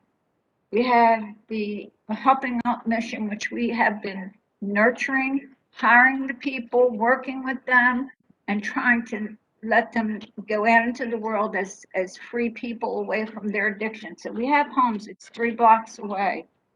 NAAA has been there 35 years. We work with people to help them. We have homeless reach out programs in our community. We also have a program, it's from the NCIA, and that is to help people that have been incarcerated, to help them to learn a profession and to try to make something of themselves in the world, in the working world. And that program is from 9 a.m. to 3 p.m. every single day of the week. So this is not that we don't want to do our part. I believe we're doing our part. Now, I have a couple questions, if I may, of the board, and see if you can answer me. We are here today for the legalization, or to obtain the legal use of this office on the 2nd floor as a clinic. Am I correct, or is this why we're here today? Before today, this office could not be used for the MAC clinic. Am I correct, or am I incorrect? I don't know the answer. Okay, obviously they want to get a use and occupancy, or we wouldn't be here right now. They would have just, done it. So when they want to get the use and occupancy, they said, no, that they were wise enough, the city council was wise enough to put this use in a conditional, their conditional usage. So, as of today, is it legal, this particular property on the second floor, to have a MAC clinic service, MAC clinic physician service, or any of the above? Are they not there to get a use and occupancy for MAC clinics? Is that why The we're here application today? is for A health clinic. the application, Miss Flatterman, the application is for a healthcare clinic. A healthcare clinic in C1 is conditional use. Right. That is why the application is before the board. All right. But is this for MAC? This is for MAC clinics, right? The code does not distinguish between a MAC clinic, a minute clinic, any kind of clinic. The code only describes it as a healthcare clinic. Okay, so the healthcare clinic does not exist on the second floor as we speak. Is that what you're saying? Because we're here before this body right now to get approval. They're here to get approval to have a healthcare clinic exist on the second floor of 503 Albemarle Street. Ma'am, are you suggesting that there's one operating now without authority?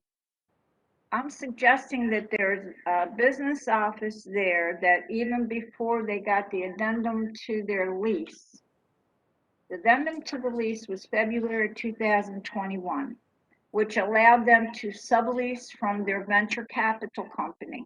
That is a venture capital office. It's private. It's not open to the public. And before they didn't get the authority to sublease this office to anyone until February of 2021 on an addendum to their lease.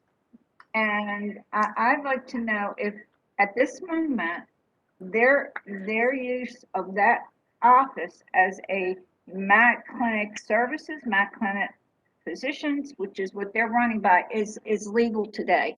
They're not using it. My understanding, ma'am, that before the board, the facts before the board are that they're not using, there's not a clinic operating, there's an administrative office.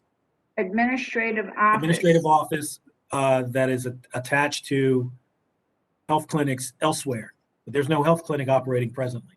There's an administrative Right. office, which they're free to do. Right, an office is a permitted use, correct. The office A is regular permitted use, so that so the admitted, okay, but the addendum does not allow them, so this is, I guess this is not in your purview, that's what I'm asking. The addendums do not allow, the addendum to the lease does not allow them to sublease it to that office because it was a venture capital office. Now they've changed it to the MAC Clinics office and services. So the lease would not have allowed them to use that before February of 2021. Okay, we're here today on the health clinic. Okay, Conditional so use, that's it. if there were federal funds distributed on this office prior to February 2021 for the clinics, for the employees of the health clinic, then something is awry because this lease says February 2021. And if funds were distributed March and April 2020 to an office that didn't exist, obviously, then we would have a problem. Ma'am, I don't know because we don't have that information before us.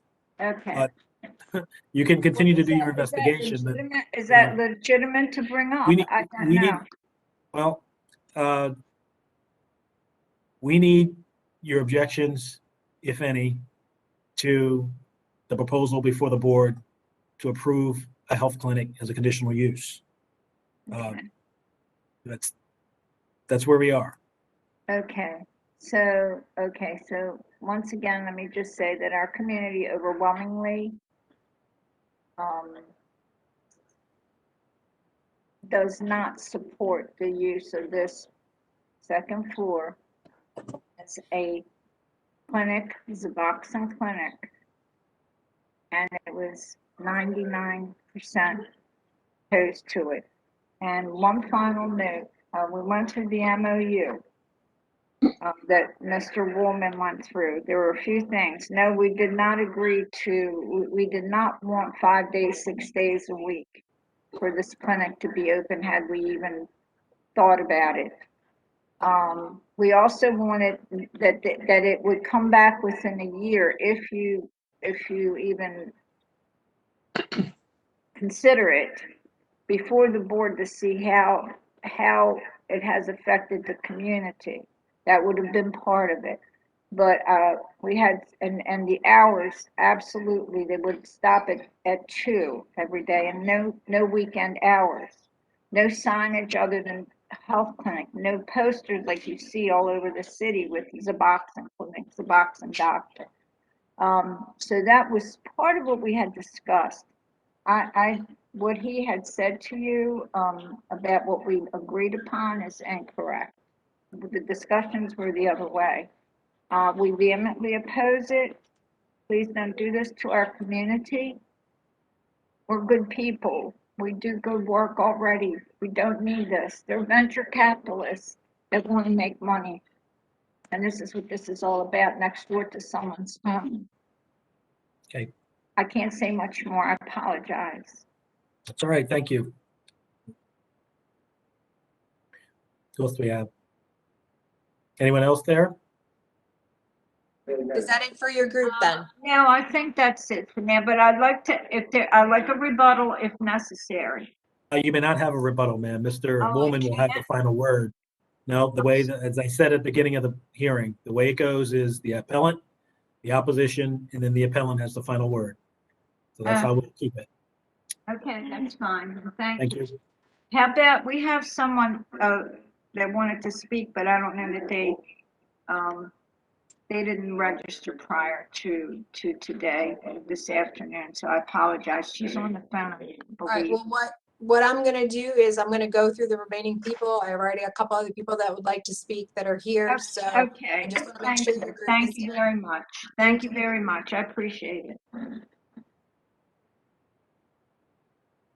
Next person is Lisa Rengen. Lisa, I apologize, I'm completely mispronouncing your name. Regnete. You are unmuted. Lisa? All right. I'm gonna make you a panelist and see if that works better. Lisa, you're unmuted. It appears that we can't hear you, so if you'd like to put in the chat what you'd like to share with the board, I'm happy to do that for you. For whatever reason you're, oh, is that you? Try again. No, it doesn't appear that your sound is working. So if you could please put in the chat what you'd like to share with the board. I'll keep you unmuted for a couple minutes to see if your sound works. In the meantime, I'm going to be going through, we'll start with the call-in users. If you'd like to speak on this issue, when you hear 2 beeps, please speak up. Is this about the Falls Road karaoke bar yet? It is not. There's Okay, no sorry. No, that's not on the docket today. Oh, it's not? All right. No, sir. No, it is. Thank you. No, it's not on the docket today. It's not until the 30th. Oh, that poor guy. All right. Would you like to speak on this matter, sir, on the Albemarle? Or ma'am? No, thank you. Okay. All right. Aaron Gross, would you like to speak? Okay. No. Next one I have is C. Mullet. I'm going to unmute you. If you'd like to speak, please speak up. If not, we're going to move on. No, thank you. Okay. Dan Reck, I'm going to unmute you. If you'd like to speak, please speak up. No, I'm one of the appellants. So. Oh, that's right. You are. Thank you, That's Mr. okay. Reck. Sorry about that. Okay. Mr. Appleby? Moving on. Felix Dawson? I'm also one of the appellants. Nope, moving on. Oh, thank you. You are Mr. Dawson. Thank you. All right. Let me make sure I have him muted. Gia Francischetti? Would you like to speak? Hi, my name is Gia Fracasetti. I am a resident at 310 South Exeter Street. I'm also affiliated with Cafe Gia along with my mom, Giovanna. I just came in to say that I have two young children, one in elementary school and one in middle school. And I just don't find that this clinic is a good fit in this neighborhood. I was raised here. I spent my childhood here at 310 South Exeter. We've spent the past decade or so cultivating a restaurant on the corner of Eastern and High, which is a definitely an asset to Little Italy. I don't believe that operating a MAT clinic on the corner of Albemarle and Eastern would be an asset to our community. Thank you. Thank you, ma'am. What?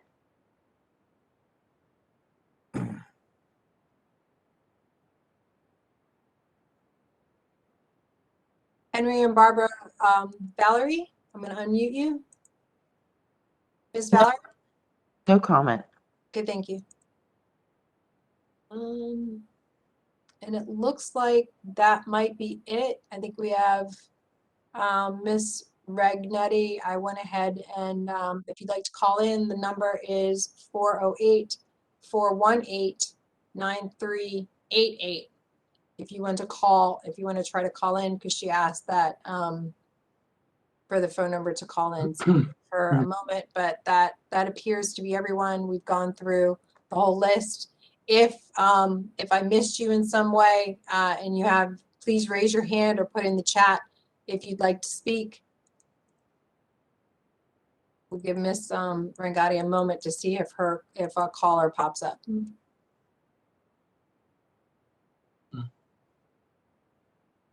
And then we'll go back to Mr. Woolman.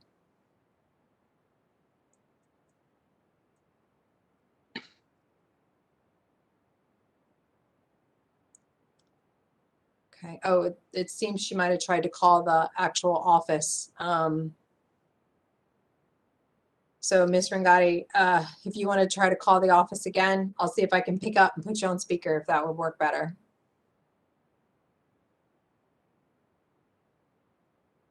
Yep, this is it. Ms. Rangati? Yes, hi, can you hear me? Hold on a second. Let me make sure that the board can hear you. Can you guys hear her through my phone?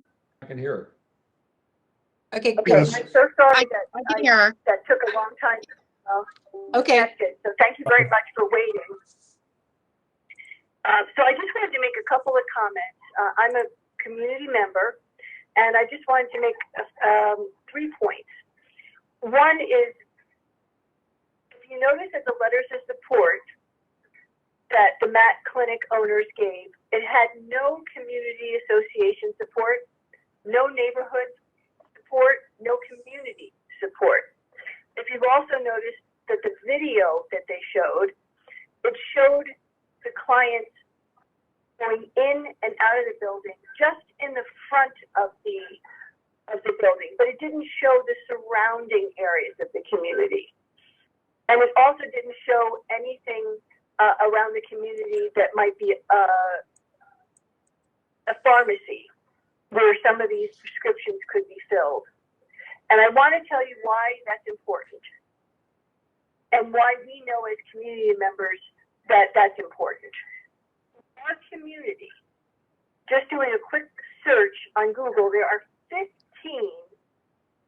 drug addiction clinics within 2.9 miles of our Little Italy community.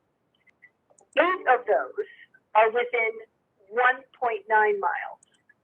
And the closest center is 0.5 miles, followed by 3 more in all directions within a mile of our area. And the reason I bring up those issues about the community, the video, the CVS, is because we do see the outcome of when some of these treatment centers don't work. And there is a percentage of people that are not going to be helped by these medications.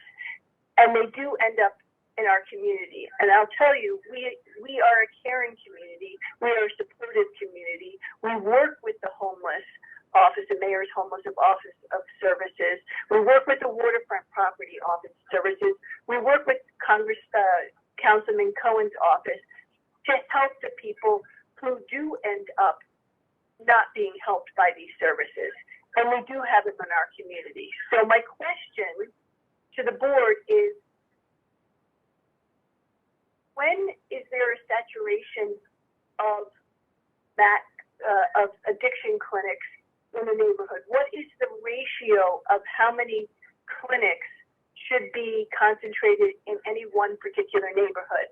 And the second question is, are there resources other than what we're using now that will help those who are not helped by this drug addiction clinic, who end up in our neighborhood and in need of services? Because the government or city agencies that we're working with do not have the resources to handle even the people who we're trying to help who are here. So those are my 2 questions.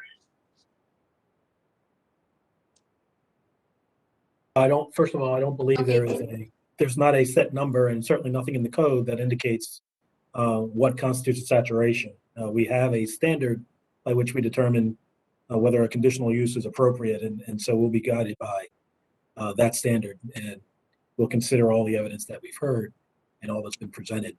I can tell you a simple number, a ratio of X number to 1 generally is not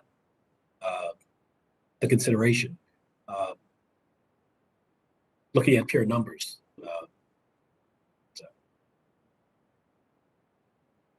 With regard to your second issue, is that again, there is a need, and we are trying to be part of the solution and helping the people who come to our neighborhood who are needy. But are we going to be given the resources to help them when they are here, so that we can be part of that solution? And the answer I've gotten from city services is that they just don't have enough to give.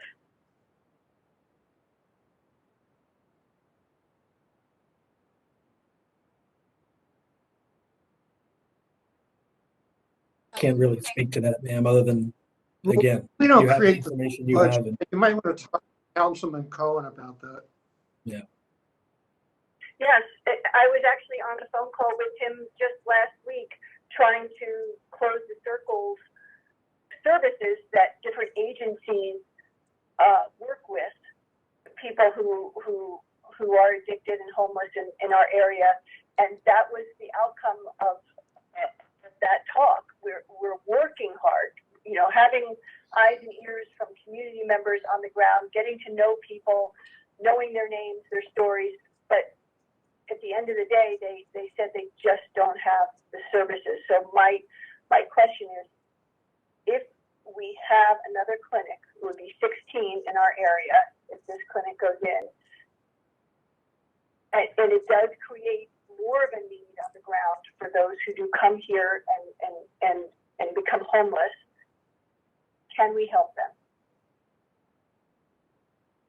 Again, ma'am, that's not before us. That is, we don't know what your resources are in the community, or how soon or how much additional resources you may be able to get.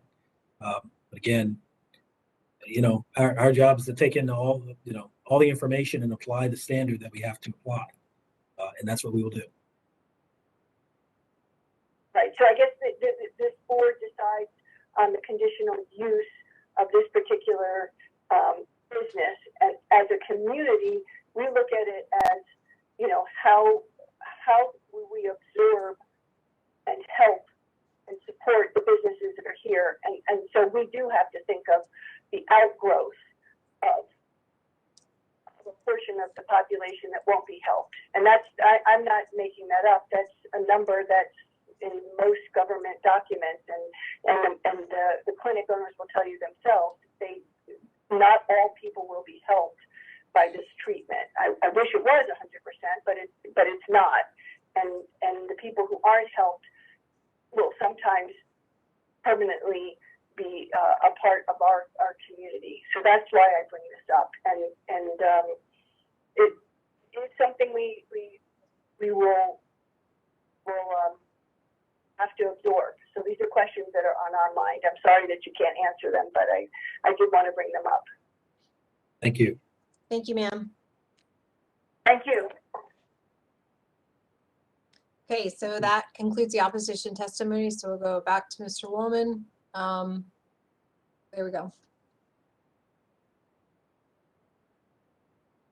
Thank you, Ms. Byrne. Thank you, Mr. Chairman, members of the board.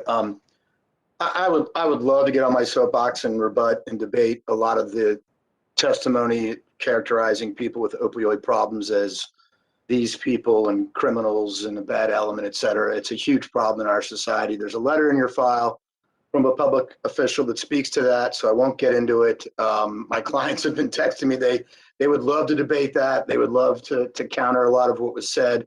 But at the end of the day, I'll be succinct on the law as it applies to conditional uses. It's in my memorandum that I filed with you. I'll just quote two cases, language that I know the board is familiar with, the leading case of Schultz v. Pritz on conditional uses, which was expanded upon in People's Counsel versus Baltimore County, People's Counsel for Baltimore County versus Loyola College. I'll recite one quote from that case. We now hold that the appropriate standard to be used in determining whether a requested special exception, and as you know, special exception and conditional use are analogous terms in Maryland law, would have an adverse effect and therefore should be denied, is whether there are facts and circumstances that show that the particular use proposed at the particular location proposed would have any adverse effects above and beyond those inherently associated with such a special exception use, irrespective of its location within the zone. The other case I will cite is the Schultz case, which expands upon Loyola, and another case entitled Anderson v. Sawyer. Quickly, the court in Anderson rejected the argument that a special exception request should be denied because of the depressing psychological effects deemed inherent to the operation of a funeral home. There was no probative evidence offered that the depressing effects of the funeral home would be any greater at the proposed location than in any other residential area in the same zone where it was allowed by special exception. You're all very familiar with the crematorium case that you deliberated on earlier. That's a conditional use case. The same standard applies. There was a case on your docket today for a 96-bed residential care facility in the heart of downtown. That's a conditional use case that you're going to hear. I would argue vehemently that we've met our limited burden, that the burden of proof shifts to any opponent of a conditional use to rebut the presumption that we enjoy, and that is that the legislature deems our use to be permitted, is presumed to be permitted, and the presumption needs to be rebutted. I would submit it has not. I would go even further in this case than I would in others, and I know my clients would want me to say this, that our argument is actually that we do not create any adverse effects, that the nature of our operation will not have an adverse effect on the community. But let's just assume, arguendo, that the general effects of drug treatment facilities that you heard the testimony complain about, that does exist. There's nothing in the record and nothing has been testified to that those effects are above and beyond any other location in the zone. So with that, I'll submit on the law. I believe our memorandum speaks for itself. I think our video speaks volumes as to the very limited impact. This is a 1,000-foot shoebox of an office, and we've limited our hours significantly. If it's about money, then why would we be willing to do that? They're providing a service. The service is needed. Again, I would point you to the letter in your file about the public health issues we're facing across our entire society, and I won't get on my soapbox about that. Thank you very much. Thank you, Mr. Woolman. Appreciate the presentation. That then concludes this case, and then it concludes the docket for today. And we will proceed to deliberation. I will say for anyone listening that given the lateness of the hour, we will not commence deliberation on this case that we just heard. However, we will take up the other matters that came before. I guess we can turn to deliberation. James, I have a stop at 6.